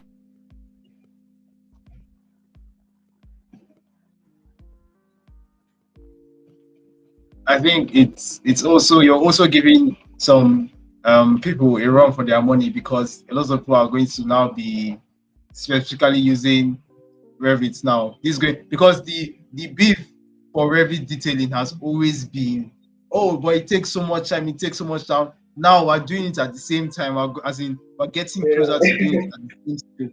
I mean, what I love about detailing with Revit and doing my models in Revit because it's a BIM software. So you can have things like someone mentioned that I want to create schedules from it. Actually, you can name my children after the founders. So we can create schedules from it. This is very important on Revit. You can also use the 3D models, just visually appealing. You can even do it like more things. You can use the information for your QS to do form works, a lot of things. So yes. Oh, thank you very much, Pius. I'm Steven. Really, we are happy that you're going to be going back to detailing because of this. It's for us. It's fulfillment. You get that we see people willing to do their work, happy. Usually, there was a time I wanted to make a video about why people start hating their work, disliking their work because of how tedious it is, how repetitive it is, how strenuous it is. But tools like this helps you to cut down on those times you spend doing your work, and then you enjoy work. You get so if you are spending 2 hours on just small tasks like this, spending less than 5 minutes on an entire project, it's remarkable. I'm very happy about the feedbacks. So is Ayo still here? I think okay, he just joined us now. Okay. Okay, I'm back. All right. Hey guys, so sorry. I think I had the transition between my routers again. Okay. Yes. All right. Hope I didn't miss much. Okay. No, you didn't. Yeah. So okay. We have like 2 other tools to quickly run through. Yes. How do you want to do it? Okay, so for the other tools, I believe that KS Digital Innovations have also covered more on how to use the other tools. You can check out on the YouTube channel, I believe, Engineer Kenny, on most of the various tools. We have on the website too. When you click on view details on the website, you will see a tutorial video. There's a screen there that is waiting for you with it, a video. So you can watch our tutorials as well there. It's very simple interface. You can navigate it yourself. Exactly. So you can see it explains in more detail. This one is just give you a live reaction, and then lastly it says coming soon. Create rebars. That is the last Infinity Stone to the. We've ended every other software that details. If you're not using Revit, I think that's your Infinity Stones. That brings us to this question that as Simeon Oni brought up on YouTube. Says and another question for Engineer Ayomide. Did you model the 3D with Reaper or it was auto-generated SAF? Okay, I think you're within the project. Okay, let me just go ahead and open it. Okay, yeah, so all these were modeled within Revit. Yeah, so they were modeled before this session here. And that brings us to challenge KS Digital Innovations. You know, it would be very nice if we have a plugin that can do this for us. We're challenging you guys here. All right. Because this as well has its own headache. We want to promise our entire audience watching, our users and potential users, that this is what we are actively working on right now. Not just to place your rebars, we are also working on how you can even design directly inside of Revit. You design your beams, or as engineers, your columns and your slabs. You get your walls, all your structural elements. You design directly inside of Revit, and then it will create the rebars for you as well. So we are doing that. So you don't really naturally we have issues with interoperability. You model in Revit, move to another software like Prota or Robots or Tekla or whatever, and you have to now come back and then model your rebars again and do your construction documentation and blah blah blah That's too much of work. So we are trying to make sure everything comes into Revit. We want to bring everything to Revit. So you just have to do everything in one platform. Your entire workflow will be in one platform. So yes, we are going to. It's coming soon. We are promising it's coming soon.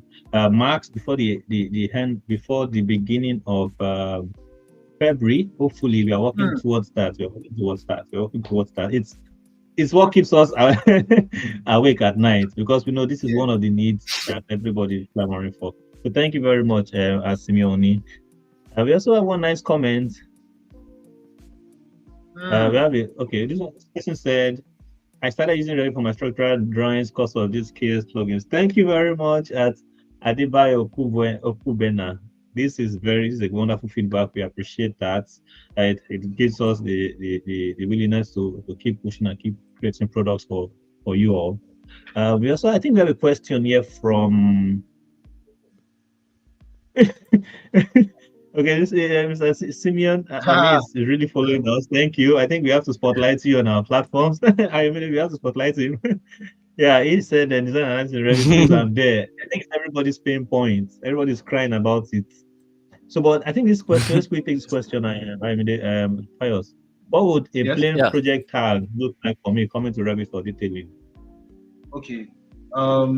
First of all, all these tags is because of this is Danstruct 18's platform. This is their template. That's why you're seeing it specifically. But Engineer Ayo, can you just show? I think you still have your normal what do you call it? Your normal tags for Revit.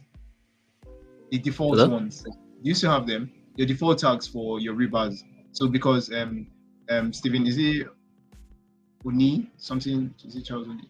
Asked the question just now on how the Revit tags will look like when you enter Revit. Okay, maybe his network is transitioning, like you said before. But to answer that question, usually there are standard Revit templates when you are going into Revit. Let me spotlight the question again so that everyone can see it. The standard Revit templates, when you open a new project in Revit, you see standard templates, structural templates. You create your project with that template, and so usually there are template tags, annotation tags inside of Revit that you can modify to suit what you want. Then you create your own templates out of them. Maybe you modify the existing templates inside of Revit, call it out of the box to tools and tags and what have you. Just like your sheets, just like your title blocks, what have you. You have tags as well inside of Revit when you open a new Revit project. But then it's not left to you to decide if you want to modify it, if you want to edit it, change the colors like you see with Ayomide, Ayomide's projects. You can do it yourself. But if you need templates to use, if you don't want to create it yourself, we can always help with that. You can Ayomide can help with that. I can help with that. Pius can help with that. They all have templates. Yes. So thank you very much, Simeone. Yeah. Sorry, I missed that. I missed that question. Okay, yeah. So what would the plan? I actually give it an answer, but we can also take your response to it. Yeah, okay. Just to show, let's show how a plain rebar tag looks when you enter Revit. Yeah, you can I think the importance of this, okay, plain. Okay, I think you are talking about without the templates, right? Yes. Yeah, without the template, exactly. Oh, okay. Yeah, it's very bare bones actually. It's very bare bones. So. Hello? Can you guys hear me? Very well. Hello? Yeah, I was saying it's very bare bones. It's the one that normally comes with Autodesk. So you would actually have to modify it around, get the feel of it, the colors, the arrow styles, all of that. It's one of those things that you just do once and then you can use them as you go on, right? And yeah, we do provide templates as Danstruct 18 because this is actually something that has been of heavy demand, especially for those that are into concrete detailing, especially to customize. We do customize for companies. So if you are interested in having one of these, just feel free to reach out to us. We also have our community as well, where we have videos that can guide you on this particular area. So yeah, if you do have any need for that, just feel free to contact us at Danstruct 18. Great. Yeah, free of charge. You don't collect money. We collect money. No, it depends. It depends on the needs. All right then. So we have another comment here. Kudos to the team. I've been following Kenny and Dan probably since. Wow, this is good news. Wow. 2021, Yeah. that's like 4 They years. they this want is fans. They 5 want years. fans. Thank you very much. Adbola Gis Thank Anusi 8177 on YouTube. Thank you very much for following us. We are Thank just you. trying to contribute to the industry and see how we can change the narrative. We also have a question here, just a quick one. Does the tags and call out follow the BIM standard? And what's the move to adopting BIM fully in Nigeria? I'm going to throw it at you. I don't want to answer this question. I might take two years to explain this, so I don't want to be tempted to answer it. So you guys, please. Okay, so I Yeah. So okay. think, so I think Hello, first of let's hear all, you. for the BIM standard, I don't really think it's a BIM standard. I might be wrong on this, but I don't think it's a BIM standard. We should be asking primarily, is it in line with the detailing manual, the standard method for structural engineers? Do you understand? So, and now when we look at the BIM standard in general, you can now modify using Revit. You can now actually, if there is a BIM standard, you can now modify your tags and your templates to follow that standard that you want, both for the BIM and also for the structural engineering templates, like in your detailing manual and all of that. And what's the move to fully adopting BIM in Nigeria? I think I was discussing. I don't. Is Remy still here? Please, is Remy and Talita? Are they still here? Okay. Yeah, Remy and Remy, are you on Yeah, the I call? was going to say the same thing. She's very big in that area. That's why she's And here. That's we why can she's also here. bring Steven. We can bring Steven on board to say Yes. something about that. Because I don't want to Yes. be tempted to answer that question. I thought we want to have Please check whether Talita is still presentation. there too. Yeah, honestly, Steven, for what do you me, think right, about it? I feel like, yeah, honestly, for me, right, it took me a while, like, I don't know, maybe about 6 months before I could differentiate between BIM and maybe like Revit, for example. So I feel like there are standards to maybe, for example, detailing. I think that there's a point I had to just pick up, like I understand maybe basics of housing structures. So all of these things, I feel like there are standards to it when it comes to the detailing and those parts. So the BIM, they have their own ISO, whatever they have, and all. So they're just proper standards and code for me. Yeah, I think they actually standards, just to contribute, and I'm going to be very short. There are standards for all of these things. There's ISO 19650, there's PS, there's PS, I think 119 something. I can't really remember all those numbering. But these standards, they are very simple and very simple to understand. It's just telling you how to use certain maybe naming conventions or for your tags, for your elements. And it's nothing serious, actually. Just trying to tell you, it helps us to do things out of best practice and present our work with proper documentation, good documentation that anybody reading it can understand, or anybody viewing your BIM model can understand. So there's not too much of how do I put it? It's not a sophisticated thing. Yeah. So if you want your tag to follow BIM standards, just go through all of those standard documents, ISO and then PAS. You would see how to do all of those things via those documentation, standard documentation for BIM implementation. Yeah. So I think that's just my contribution to that. Yeah, so you can want to add to it. Okay. We have, I think I'm very sure for beginners, like everybody just wants to jump like inside. There is a lot of debate on LinkedIn and all.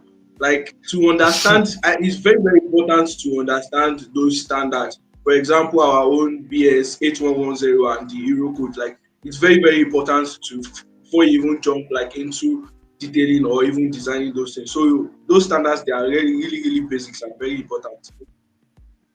All right. Thank you very much. They're actually very important. And follow Steven is currently giving everybody his audience like 100 days of BIM digital. Yeah, honestly, for me, it's one of those things. Like I really want to go back to those things to learn more. I think that's why I just have to pick it up back. Like, guys, you still have to learn some basic things. It's very important. All right. Thank you very much. And so, are we still running through any of those other tools, or we have to reschedule another webinar. Probably like I'm still blown away by what we have here. Sorry, can you add everybody back? Can you add the backstage now? Okay, everybody's on the backstage, yeah. Okay, I can't see the names. You see, yeah. Okay, let me see. Okay, that's damn. Okay. So the last two that we can just talk about is which is going to be very quick, is I wanted to talk about the isolate elements. Yes, okay. So, yes. I think I have that subscription as well, right? Yes. Yeah. So this is for my people that are here. For Talita, can you hear me? Talita, can you hear me? Yes, I can hear you. So Talita, this one is, I was specially supposed to show this to you and Nasir and Remy. You guys are the Beam people that I know that people want to adopt this Beam. Nasir, is you here?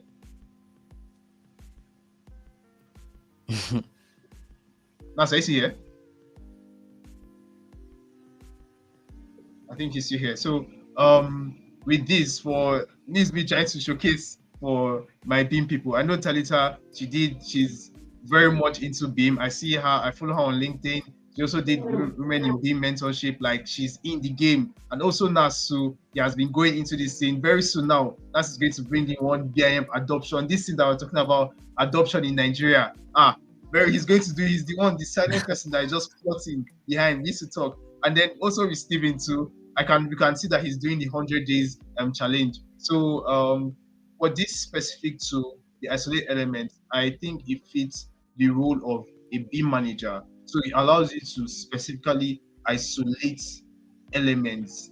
This is very important let's say you're using Revit as your tool in that situation where you're going to have some errors when you're modeling. And then, correct me if I'm wrong, my Beam people, you have to have all your beams, like your models, to be specifically and very accurate. So you don't need errors because you're going to be flying into a lot of things. If you want to do your schedules, I think there's a word they use for it just to have to model health. I think all these Beam people call it model health. Yeah. Exactly. Yeah, Thank so you. This one is okay. Yes. So that's what it's always good. It's a good practice. Even from down for the plugin, you can see under there it says Manager's Corner. Very little detail, but I like that. So it's a different color. That's for our Beam people here. Now, on going to the isolated warnings, what it does is that you can see it will create the warnings. It will show you all the warnings related to that project. And one thing I've noticed on Revit, and if you're a heavy user of Revit, is that sometimes when, let's say you model something, I don't know if you've experienced this, Steven, you and Nas, you guys model like a rebar or something, till now tell you that, oh, rebar is not in the host or something, this thing, till now tell you to show the view. Definitely. It's not give you the option, a good view cannot be found. You will not even find it again.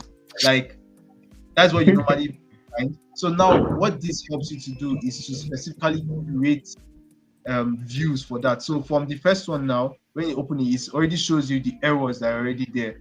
Very important. This is very, very important. There was a project where I worked on that. I had to use the quantity of rebar in the project to give to the QS and also to the architect of the main architect, so that they can measure the progress of how much the contractors are getting the reinforcement, so whether it's above or beyond or below. Now, imagine you get an error that says rebars have been placed twice, like they are double. It's going to count as double.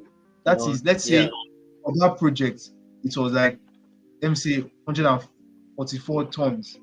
Now it's going to do times 2 of that. Now when I'm not extracting that value, it's now be showing me 288 tons. So like, this is why you need to pay attention to your beam. Yeah, that's a dangerous. That's actually a very dangerous thing in Beam. Yeah, exactly. So this tool helps you to identify those errors. So in this current project now, we can see that the first one you can see is rebar is placed completely outside of its host, and then the second one is elements have duplicate mark values. What you cannot do is now to be the expert to say, okay, is this one something that I can ignore? Is this something that I need to look into? So for the second one, elements have duplicate mark values. As an experienced review guy, you can say that, okay, maybe it's because I was naming multiple, let me say it's the foundation I was naming, especially like for like pad footings, you have like different types and you wanted to use mark. sorry, I'm geeking out here. Let me come back to English. Okay. But with the mark value is something that you can also, okay, I might just use it. It helps you to gauge like the errors you currently have. But now let me go to the main topic, which says the view filter setup. So in the first one, you see temporarily isolate in current view. So when you click on, let's say if you click on the rebuy space completely outside of this post, the first one. If you Okay, this tick the first one box, here, right? First warning, yeah. Okay. rebuy Okay. space complete. So if you click on, it shows temporarily isolate in current view. So in this current view, Okay. it's going to Sorry, can I isolate can I cut you up here? So you mean that these warnings that show right now are Yes. the categories of warnings that are all in the project right now? Yes, every single Yeah. running. Okay. Yes. Permit me, let me try one thing here. I want to have a duplicate rebar in place. So I want to Okay. see if it's, come up. So let me just try and do this. So we have identical rebar in. Okay. Okay. I think this is a very nice observation. What we can do is to create an updater that will help us update the warnings on the UI. So, but what we have currently is that you have to close it and open it back, and then we'll show it. So if you close the isolate warnings UI and open it back, I think thank you for raising that up. We are going to fix that on our end. Yes. Well, I think the goal of this stream was also to show and also try and identify some of the things that we can also work on. We can also because I love this platform where we can give real-time feedback to the creators to make it better. So that's one of the reasons I also here too. I think Engineer Ayo with the network. But now, are you seeing this? I am. Can you guys hear me now? Yes, we can hear you. Oh, perfect. My mic wasn't connected. Yes. I have seen a lot of things this evening. Yeah. And wow, like just wow. I actually believe this is like also a wake-up call for like professional structural engineers in this area, this whole design area, to start adopting this whole thing, before they get left behind, because you will get left behind if you slack, honestly. Mr. Kinde, well done. Like, well Thank done. you. This is really, really amazing. I can't lie. Thank you. Thank you very much. Our team is saying thank you as well. Thank you. And so, Pius, I think I think I just wanted to hear from Talita too, and also Damtech that is also with us. So Talita, what do you think about it so far?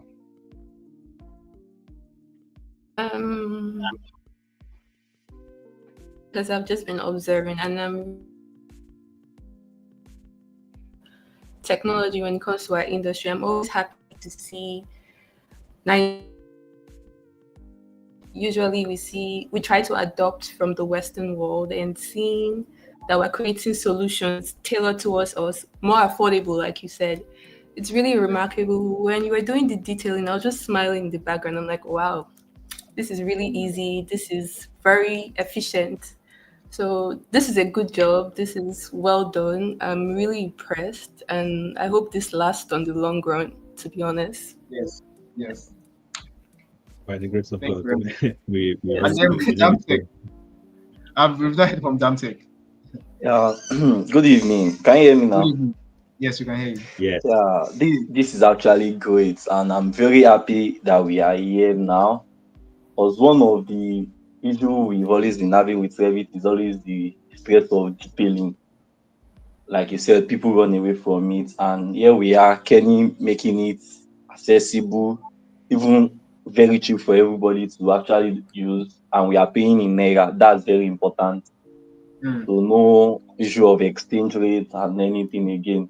I'm very, very happy because of that. Because this has been in work for probably about 4 years or so. I'm just very, very happy that Kenny is now here. Chief, I hear you. So thank you very much. Thank you.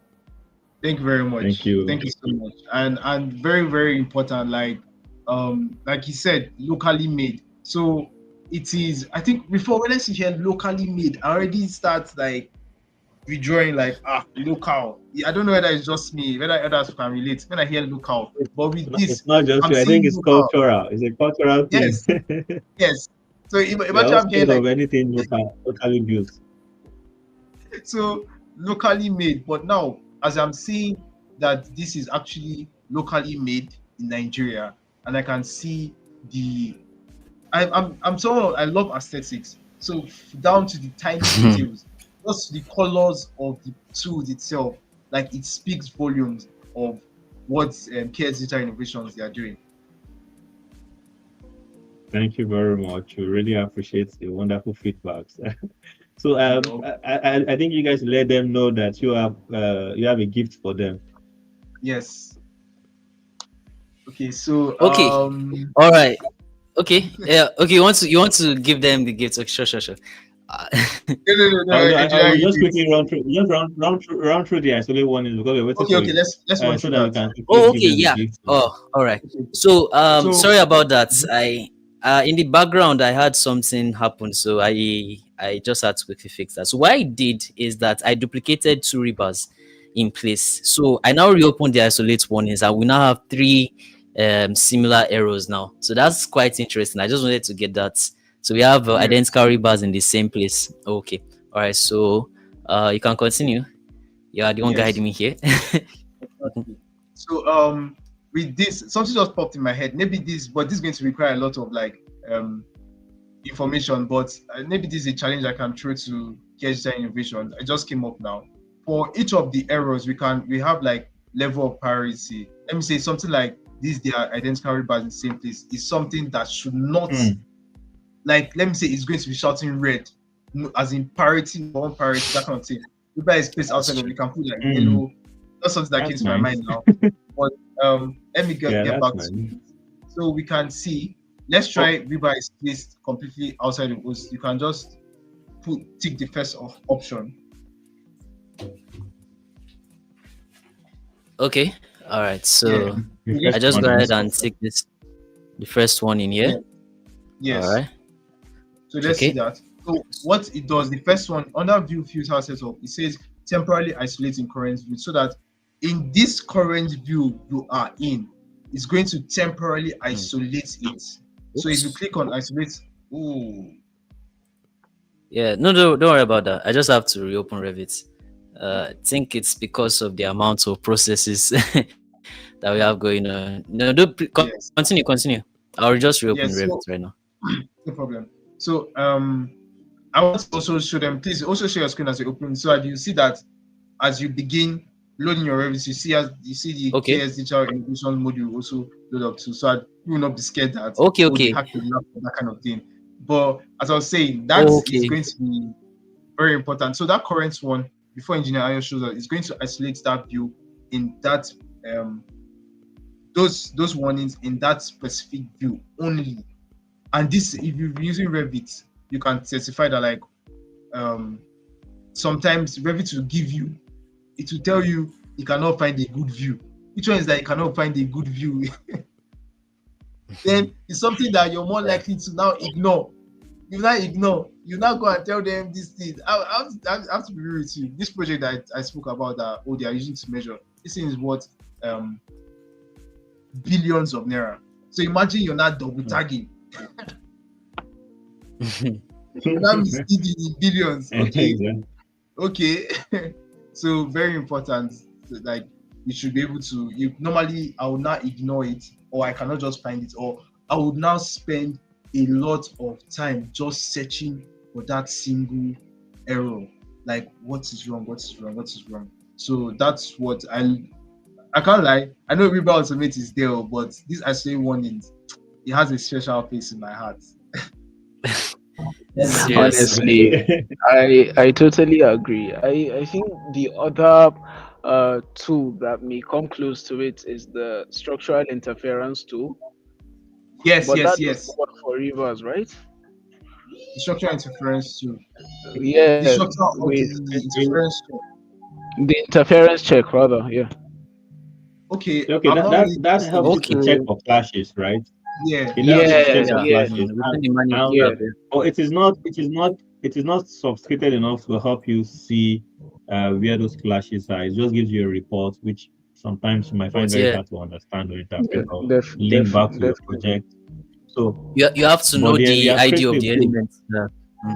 Yeah, we are Mm. creating a tool called Clash Solver. Clash Yeah, I Solver. wanted Wow. to It will mention not that. only help you to identify those clashes in your model, but it will also help you solve them. For example, if it's your pipes going through maybe your beam, Yeah. or pipes going through maybe window, it will help and can tell it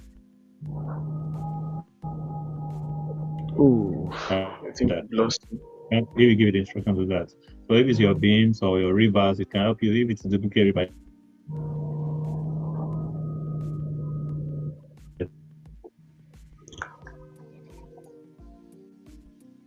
anyone hear me?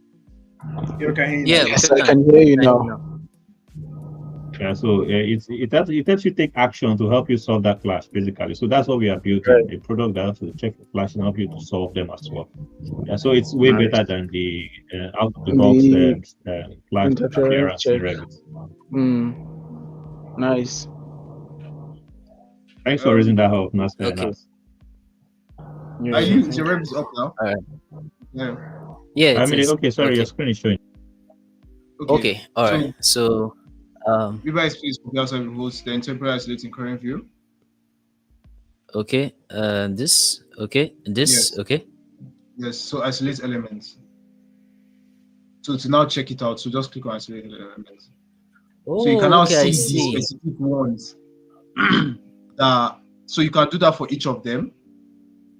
So you can monitor them. You can Okay. this one is copy outside of the host. I want you to do that specifically I- for the Yeah. third option. Well, which is the- let me try something. So this is good because I can easily just quickly correct them. So I can have two views where I have the, you know, exactly the one where they are isolated, right? And I can easily fix them. So because Revit, Yeah. everything is connected. I can select this one, for Yeah. instance. I can come here and then quickly just, correct it like that, right? Oh, Yes. this is going to be very, very, very good. I Yes. see how useful this is.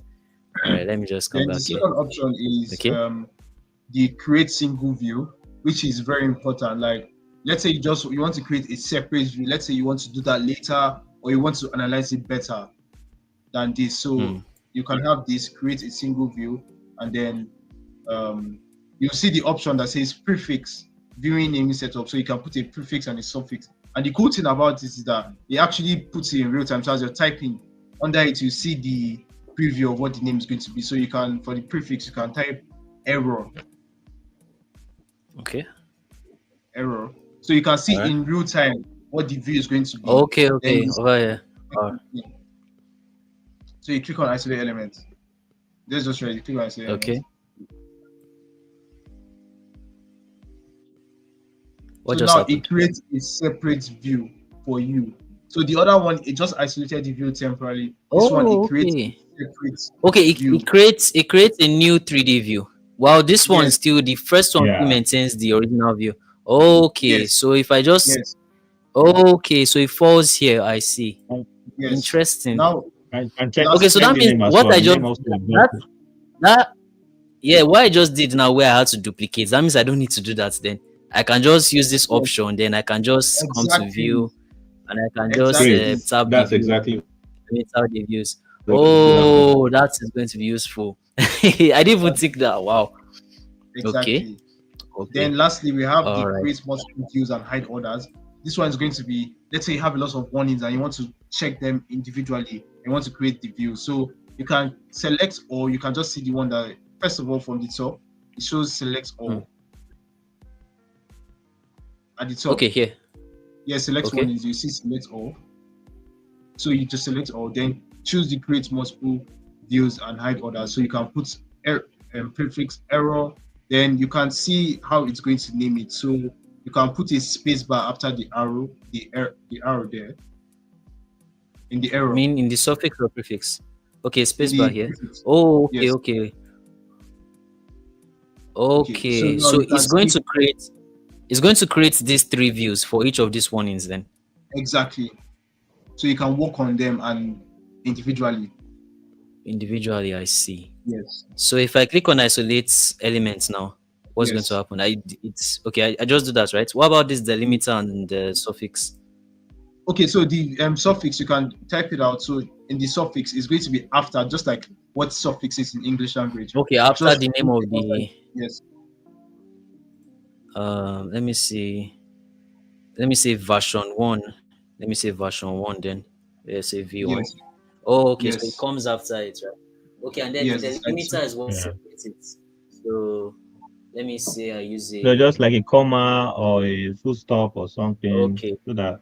But I don't think Okay. it's not necessary actually. Sometimes it just depends on how Yeah. you want your naming to be. Yes. Okay. So Okay. once you click on isolate So- elements, it now creates each of the views there. Okay. Okay, I see So them here in you- the project browser. Yes. So you have Yeah. everyone's Okay. elements have So these you are- can now look at them individually. Okay. So these are for duplicate marks, these are for rebars outside their hosts, and these are Exactly. for elements with. Okay. Yeah. Makes Exactly. sense. And their Now names for is the- So I can now named- compare them with. Yeah, can you hear me? Yeah. So Yeah, I for my can. beam Okay, coordinators in the ah. house, for my beam coordinators in the house, I'm not really into beam, but like as in I'm not deep inside it, but you guys understand this more. Let's say as a beam coordinator or a beam manager, let's say you want to now show like the modeling team some of the errors that you encountered while like coordinating. So you can now use this to create separate views, and then doing the beam meetings, and then you can now like show them that okay, yes, during the coordination meeting now, okay, for the architects, these are the views we noted for the model and all of those things. So something I thought about that is going to be useful. Interesting. Yes. This is interesting. So you can just kill multiple birds with one stone. I see. Exactly. That's why I love how it calls it the manager's corner. So because of time, we'll not really be able to look at auto join, but if you look at, we have the video available also, and it's pretty self-explanatory. That's like the most self-explanatory tool I've ever seen. But there's also a video. You can just open it for people to see. Yes. Just open it down so people can see what it does basically. Yeah. And there is tutorial video. What's that? Okay, the tutorial videos. And Okay. auto join. Yeah. Auto join elements. You have to join to. Okay, I What should are the open the tutorial? plugin, right? Yeah. Yeah. Okay, here. Login. All right. Okay. So it's pretty Okay. self-explanatory. Floor to beam, floor to wall, floor to column. There's also, if you see under, you see for the same category, beam to beam, column to column, foundation to foundation, wall to Yeah. wall. I think Like this that. this would be very useful, especially for when you have two elements that have different materials. Sometimes Autodesk Revit doesn't automatically just merge them together, so you can just quickly use any of this. There are even some elements that have the same materials, but they don't join automatically, like columns and foundations. I don't know why.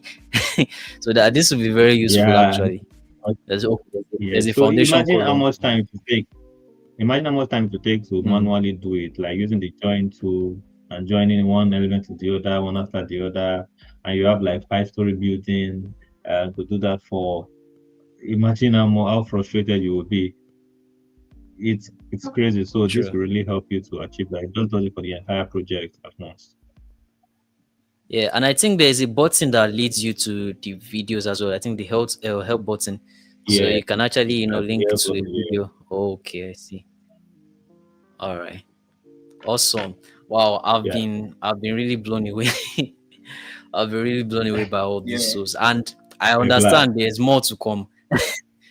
There is more to come. Definitely. There is more. Yes. There's definitely. There's I more think to come. the last remark I'll make. The last remark I'll make is that because of this tool it's coming up, tools like this are coming up. What do you call it?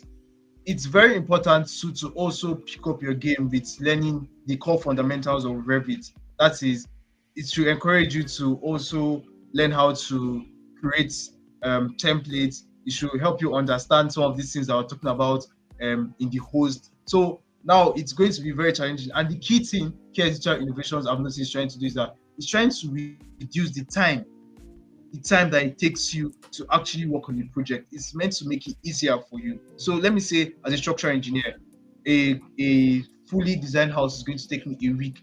We're talking about in the future doing this within a day, accurately, the same standard as to take you a week.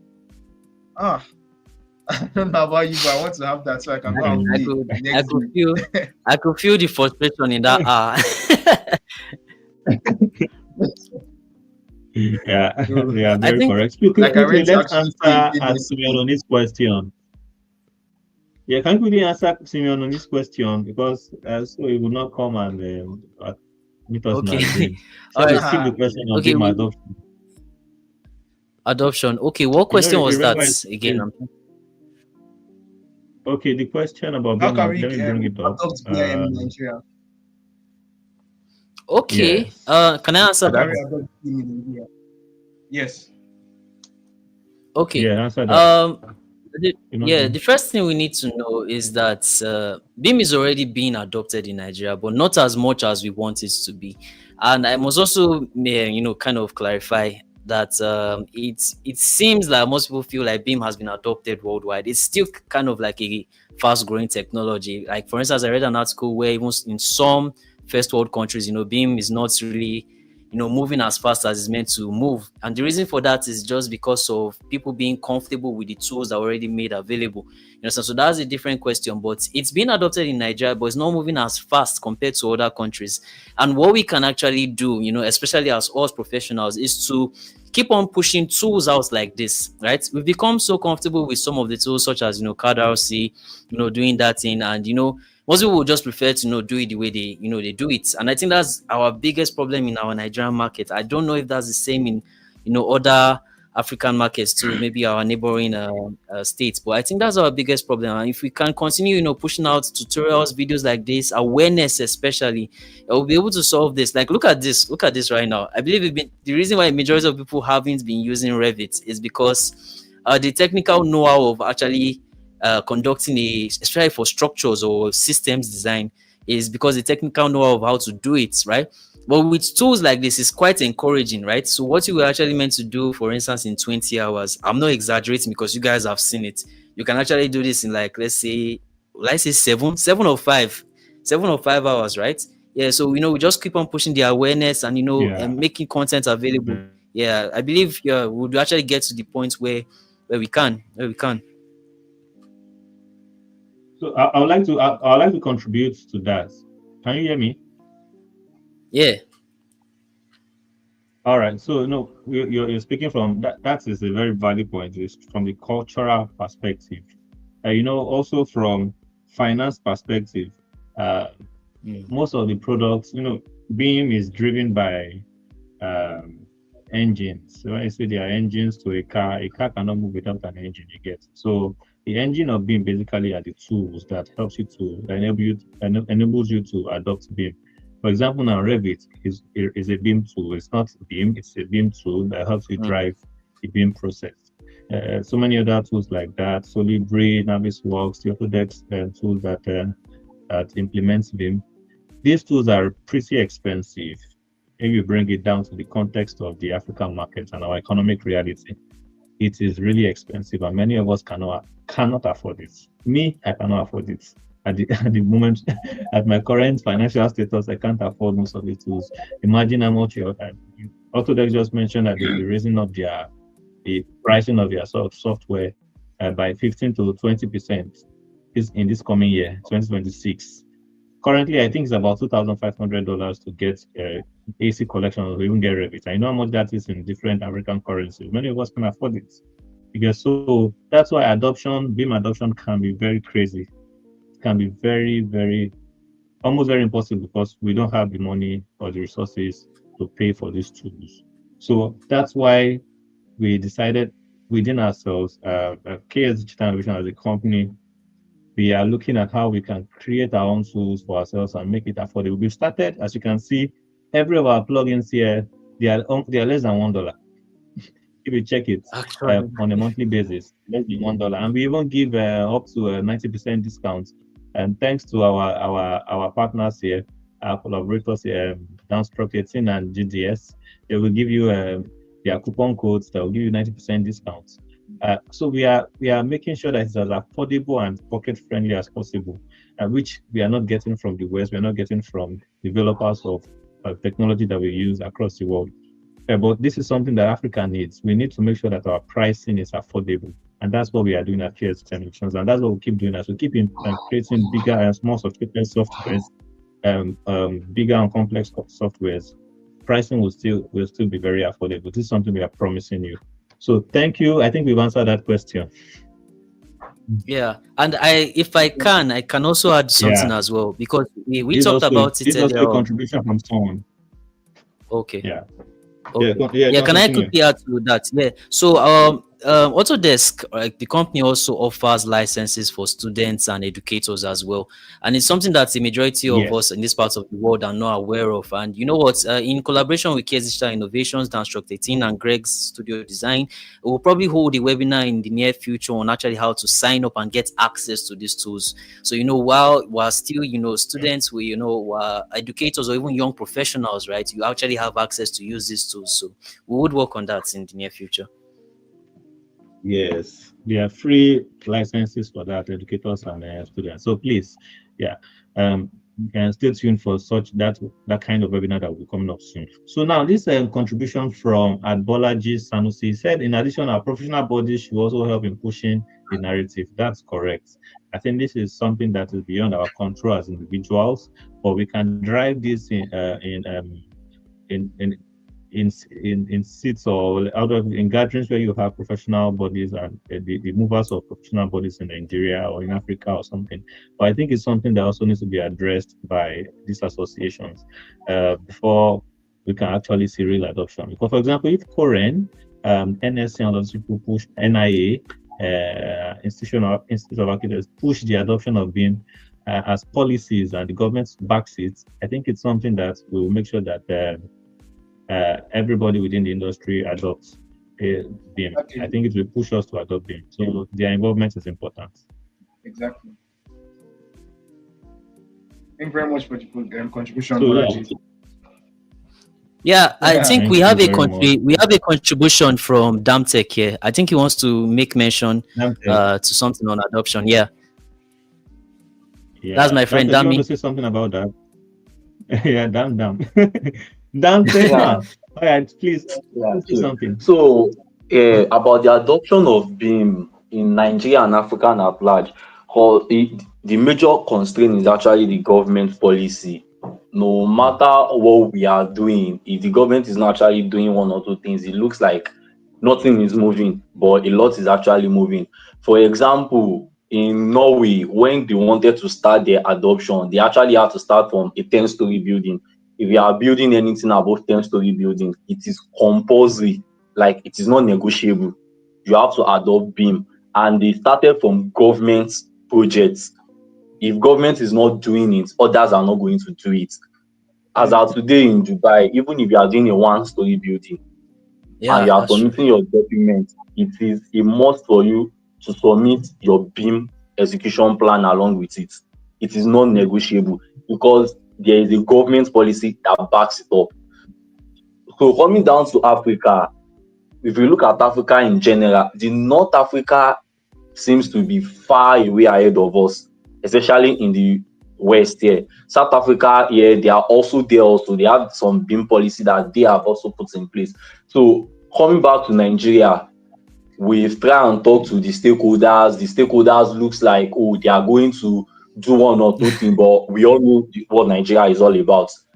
So when it comes to BIM adoption, the major constraint is the government. Yeah, Kenny said finance. Yeah, finance is one major part of it also, but the government policy is just like at the time in Lagos State, when you are submitting your approval drawing, they ask you to submit a soft copy, put it in a flash drive or a disk, and submit to them. Everybody follows suit.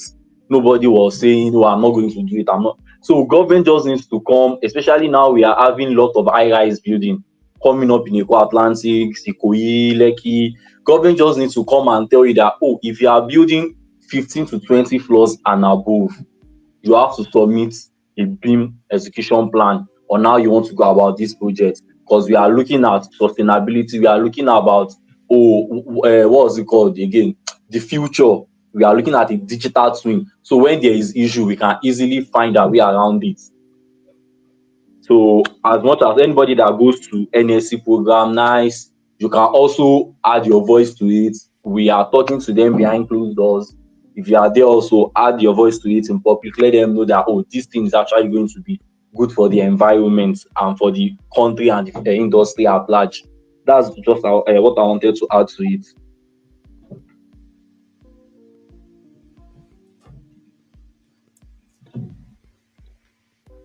Can you guys hear me? I can hear you guys. For that, Yeah, we can. Yeah. I can hear you very well. Yeah, I said thank you very much, Dante. I said, well, you have a backing by Olaji Sanusi. He said, and he dropped a comment on YouTube. He said that in Ireland, starting next year, projects above 10 million euros must fully adopt BIM, and all other government projects must follow suit. Follow it. Yeah. And that is something that backs up what you said. Without government policy, we'll all be playing. I'm telling you, you are very correct. We'll all be playing. Nothing will happen. Nothing will change. Yeah, so it's something. I think it's very paramount that the government comes in and puts in policies that would make sure that we adopt BIM as an industry at large. Yeah, so I think we need to jump into the gift. Let's hear from you guys. Okay. All right. Let me cover this. This is exciting. Okay. So for those of us that are joining the stream right now, just like he mentioned, I don't know if you got that key detail. You're going to be getting a 90% discount, if I'm right? Yeah. The 90% is 90% discount, right, on all KS digital innovation products, right? And so how do I put it? For instance, if you are meant to purchase a product, for instance, let's go ahead and try that. For let's say 3,600 naira, you just do the 90% off. You're going to be getting it for how much is that? Maybe about 900, I believe. 900 naira. My math is not mathing right now. So, and you have codes to use, right? So I Danstruct 18, my promo code is DS18. At the point of checkout, make sure you use that code and you get a 90% off all your purchases. I encourage you to get all the tools. By the way, we have as well from Greg Studio. Greg's, what's your what do you call it, your code? Okay, for Greg Design Space, we have simply GDS. So make sure you use the coupon code so I can save money. I mean, it's so encouraging that the tools are already cheap in itself. Now you're getting 90% off that cheap product. You have to jump on it quickly. So either use my coupon code or use Danstruct 18 coupon code. All right. Yeah. So how can they use it? How can they use it? I think it's important that they see how and where they can put in this code. Okay. All right, great. So at the point of checkout, so if for instance I were to select any of these tools, I being in number one day one fan, I already got all the tools available. When you go ahead and you go to your charts, your cart rather, for instance, let's say you pick some tools. At this point here, it's going to appear quite differently.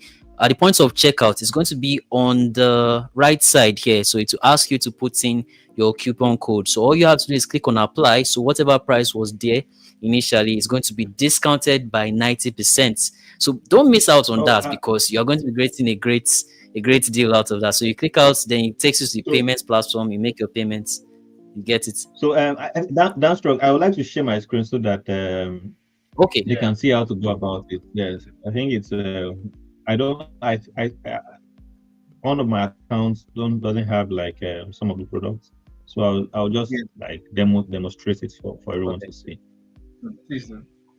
Very smart. I don't know why my internet is doing this to me, but let's see how it's going to share screen. You can also put the code running through to once you set stuff. All right. So the code is running on the banner below. If you see a banner on your screen. That's below. So now if you can see my screen. Yeah, if you can see my screen, you can see that I've added these items to cart. If you come to the cart button here at the top right, just beside your profile, you'll see your cart items. Rebar Automate, selected Rebar Automate, AutoGen Elements Isolate Warnings. Currently 4 products on the website. So I can also check and select the subscription plan I want, depending on how you think you're going to use it. We make it very flexible. Most of these products out there, tech providers, they hardly give you this amount of subscription plans. We even plan on increasing it beyond 1 year, 2 years. We're looking at 2 years, 3 years again. Biannual. So depending on how you want to use it, yeah. So biannual, yearly, and the likes. And then you want, for example, now you are done with the selection of the subscription plans. You have your total amount here, and you want 90% of this. Just type in. Let me use Downstroke 18, DS 18. That's my code. DS 18, and click apply. What it does is that it's going to drop it down by 90% and make it that's 1,770. You have 17,000. See who does not like better thing? Even if all of them is on the subscription plan,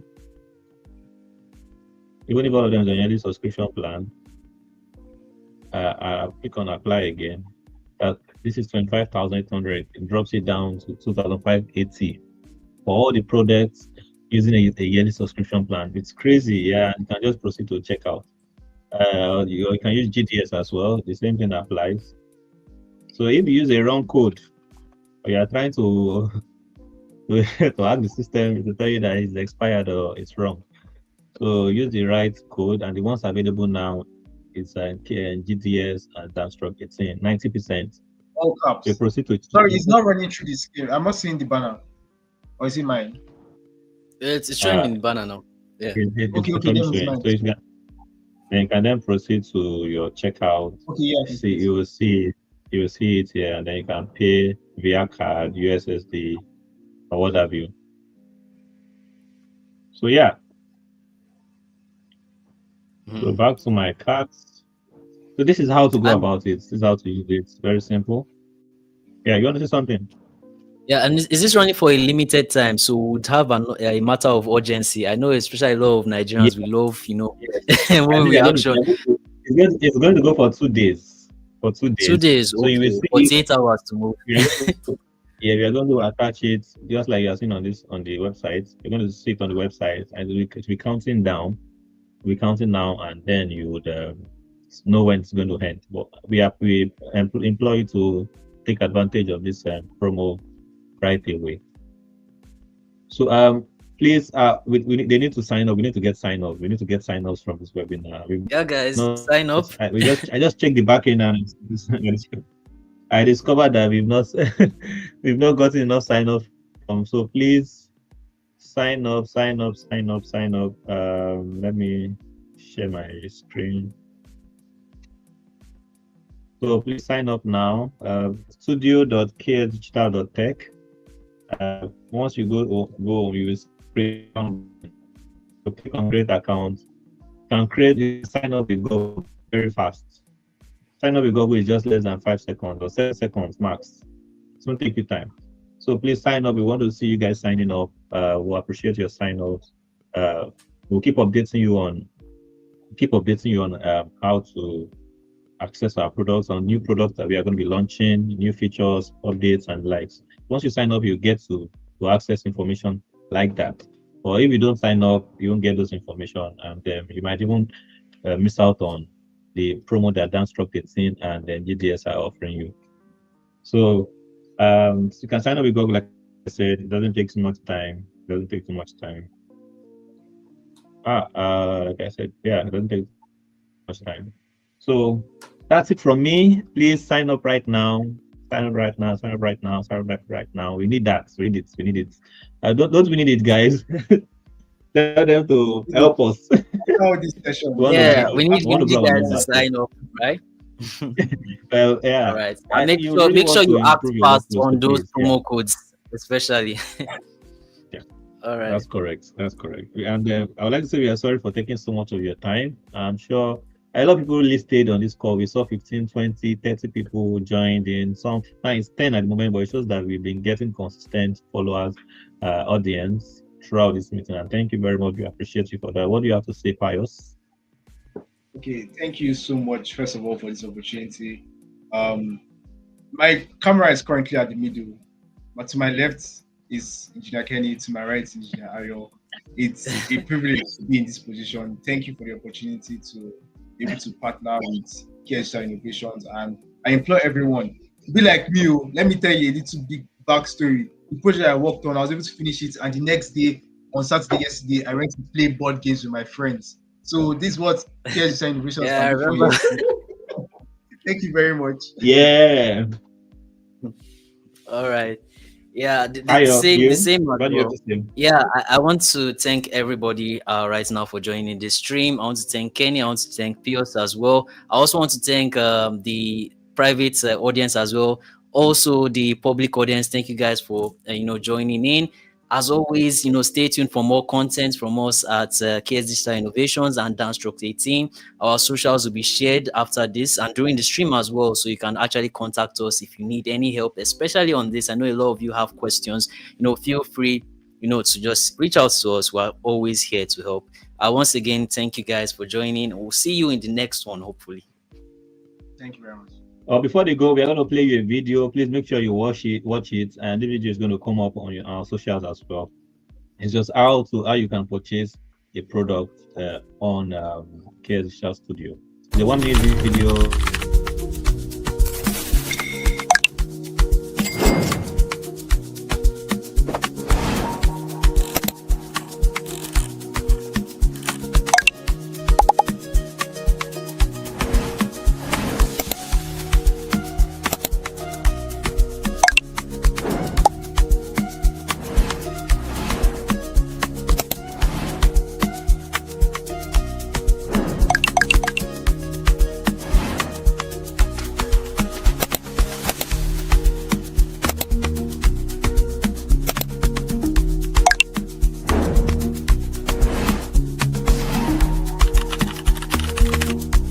So in this case, we can instruct discount code has been deactivated.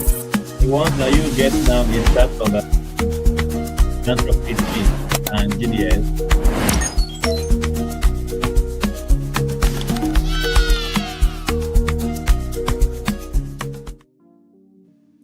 Thank you very much, guys. Please sign up. We are going to be putting the sign up link again on the comments. Please do well to I'm typing it right now. Do well to sign up, please. It helps us a lot. Helps us, gives us the assurance that you guys need. From there, that's the only way we can actually get feedbacks from you. What you want us to build for you, how you want us to build, what you want us to update on the existing products and the like. So it helps us a lot, really. It helps us a lot. So please sign up via the link that you would see on your screen. 1 second.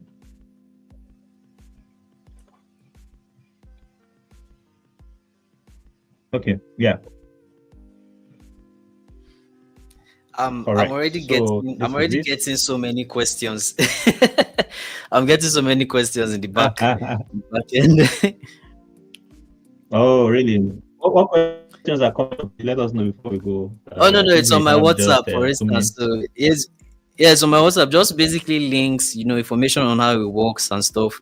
And then there's this specific question on the license type. You know that I think I mentioned it earlier, before the stream.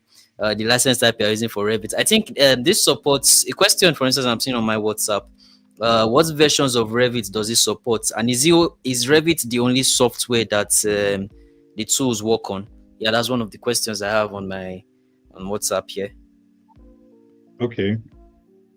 So actually, let me answer from them. Let me walk backwards. Is Revit the only tool? No, we also build plugins for AutoCAD. We also build plugins for like robots. But because we've not really gotten any requests for plugins like that, that's why we are sticking to the requests we are getting from our users, and most of them are for Revit. You get so as much requests are coming. The goal is to have our users, our customers, what they really want, not what we want to build now. It's based on requests. So definitely we are building for other softwares. One second question, please. I'm growing old. Okay, yeah, you see the same. Is the on the license type, license type. So if you are using Okay, that's the Revit education license type. license, yeah. Yeah, okay. At the moment, because of we are on Autodesk, that's even something we're going to announce. We're on Autodesk. We are licensed Autodesk developer. How do you call that themselves? Autodesk license developer, Autodesk something developer. Yeah, I will figure out the exact nomenclature. But we are licensed Autodesk as a developer. We are a startup under the Autodesk Developer Network, and they give us free licenses for being a startup building products for Autodesk users. Yeah, so that's the license we are currently using. But there are also educational licenses you can use, and any. Okay, let me not shoot myself. But just know that these are our tool works for any kind of Revit version license you are using. It works for any kind of Revit version and license, but we advocate that you use the available license. If you can't pay, get the additional license. If you're a student or an educator, please do that. Or if you're a startup that you want to access free Autodesk tools like us, you can join the Autodesk Developer Network, or you have to be a startup that has built something within the Autodesk ecosystem, or you want to build something for the Autodesk ecosystem. Aside that, please, you are free to use every license type that is legal. So, any other question? Please, we are asking. Please, we want you to sign up. The last question is if the program is being recorded and if you make it available after the stream. So we are streaming on 3 different platforms. KS Digital Innovations LinkedIn. You can find it here anytime you want. If you after this stream, you can go back to our platform on our profile on LinkedIn, KS Digital Innovations. It's also streaming on KS Digital Innovations YouTube page. Just type in KS Digital Innovations on YouTube, and also streaming on Danstroke 18 YouTube page. Again, just go to YouTube and type in Danstroke 18. You also see it there. Everything is recorded for you. You can just go back and rewatch. Do we have any other question? No questions from my end here. All right. So I think we've exhausted every question on YouTube and on LinkedIn. We have a very nice feedback. We really appreciate you guys for your feedbacks. It shows that we are doing something nice, something special, and we'll not stop. We've dedicated our lives to this, and we really started getting serious traction. We are close to 300 users, very close to 300 users. And currently we have like 40, 41, 42 active users, and which is good progress within just 1 month of launching. And really, it shows that we are doing something amazing. Thank you for the support so far. Thank you for your feedbacks. We want to serve you, so please hit us with your feedbacks. If you don't like something that we have built, please let us know. We'll correct it. If you need us to update something on what we have built, please reach out to us. We have our WhatsApp platforms there. We have our WhatsApp platforms. You can just contact us. Every of our user find it very easy to contact. When you click on chat us now, you'll see that it's going to bring up WhatsApp very easily. You open WhatsApp and you see you can chat us directly on WhatsApp. You get. So we've made it very easy for you to reach us. So when you chat us up, you get a quick response. Rest assured. So thank you very much. I appreciate everyone. Danstroke 18. Everyday, thank you very much for doing this with us. Bye, guys. You so much. Yeah, GDS, Pius, thank you very much for doing this with us. And to everyone who joined this live stream, thank you very much. We appreciate you. God bless you. Please do have a wonderful weekend and a good start to the week. Have a blessed week. Bye-bye. Bye, guys. Bye, everyone.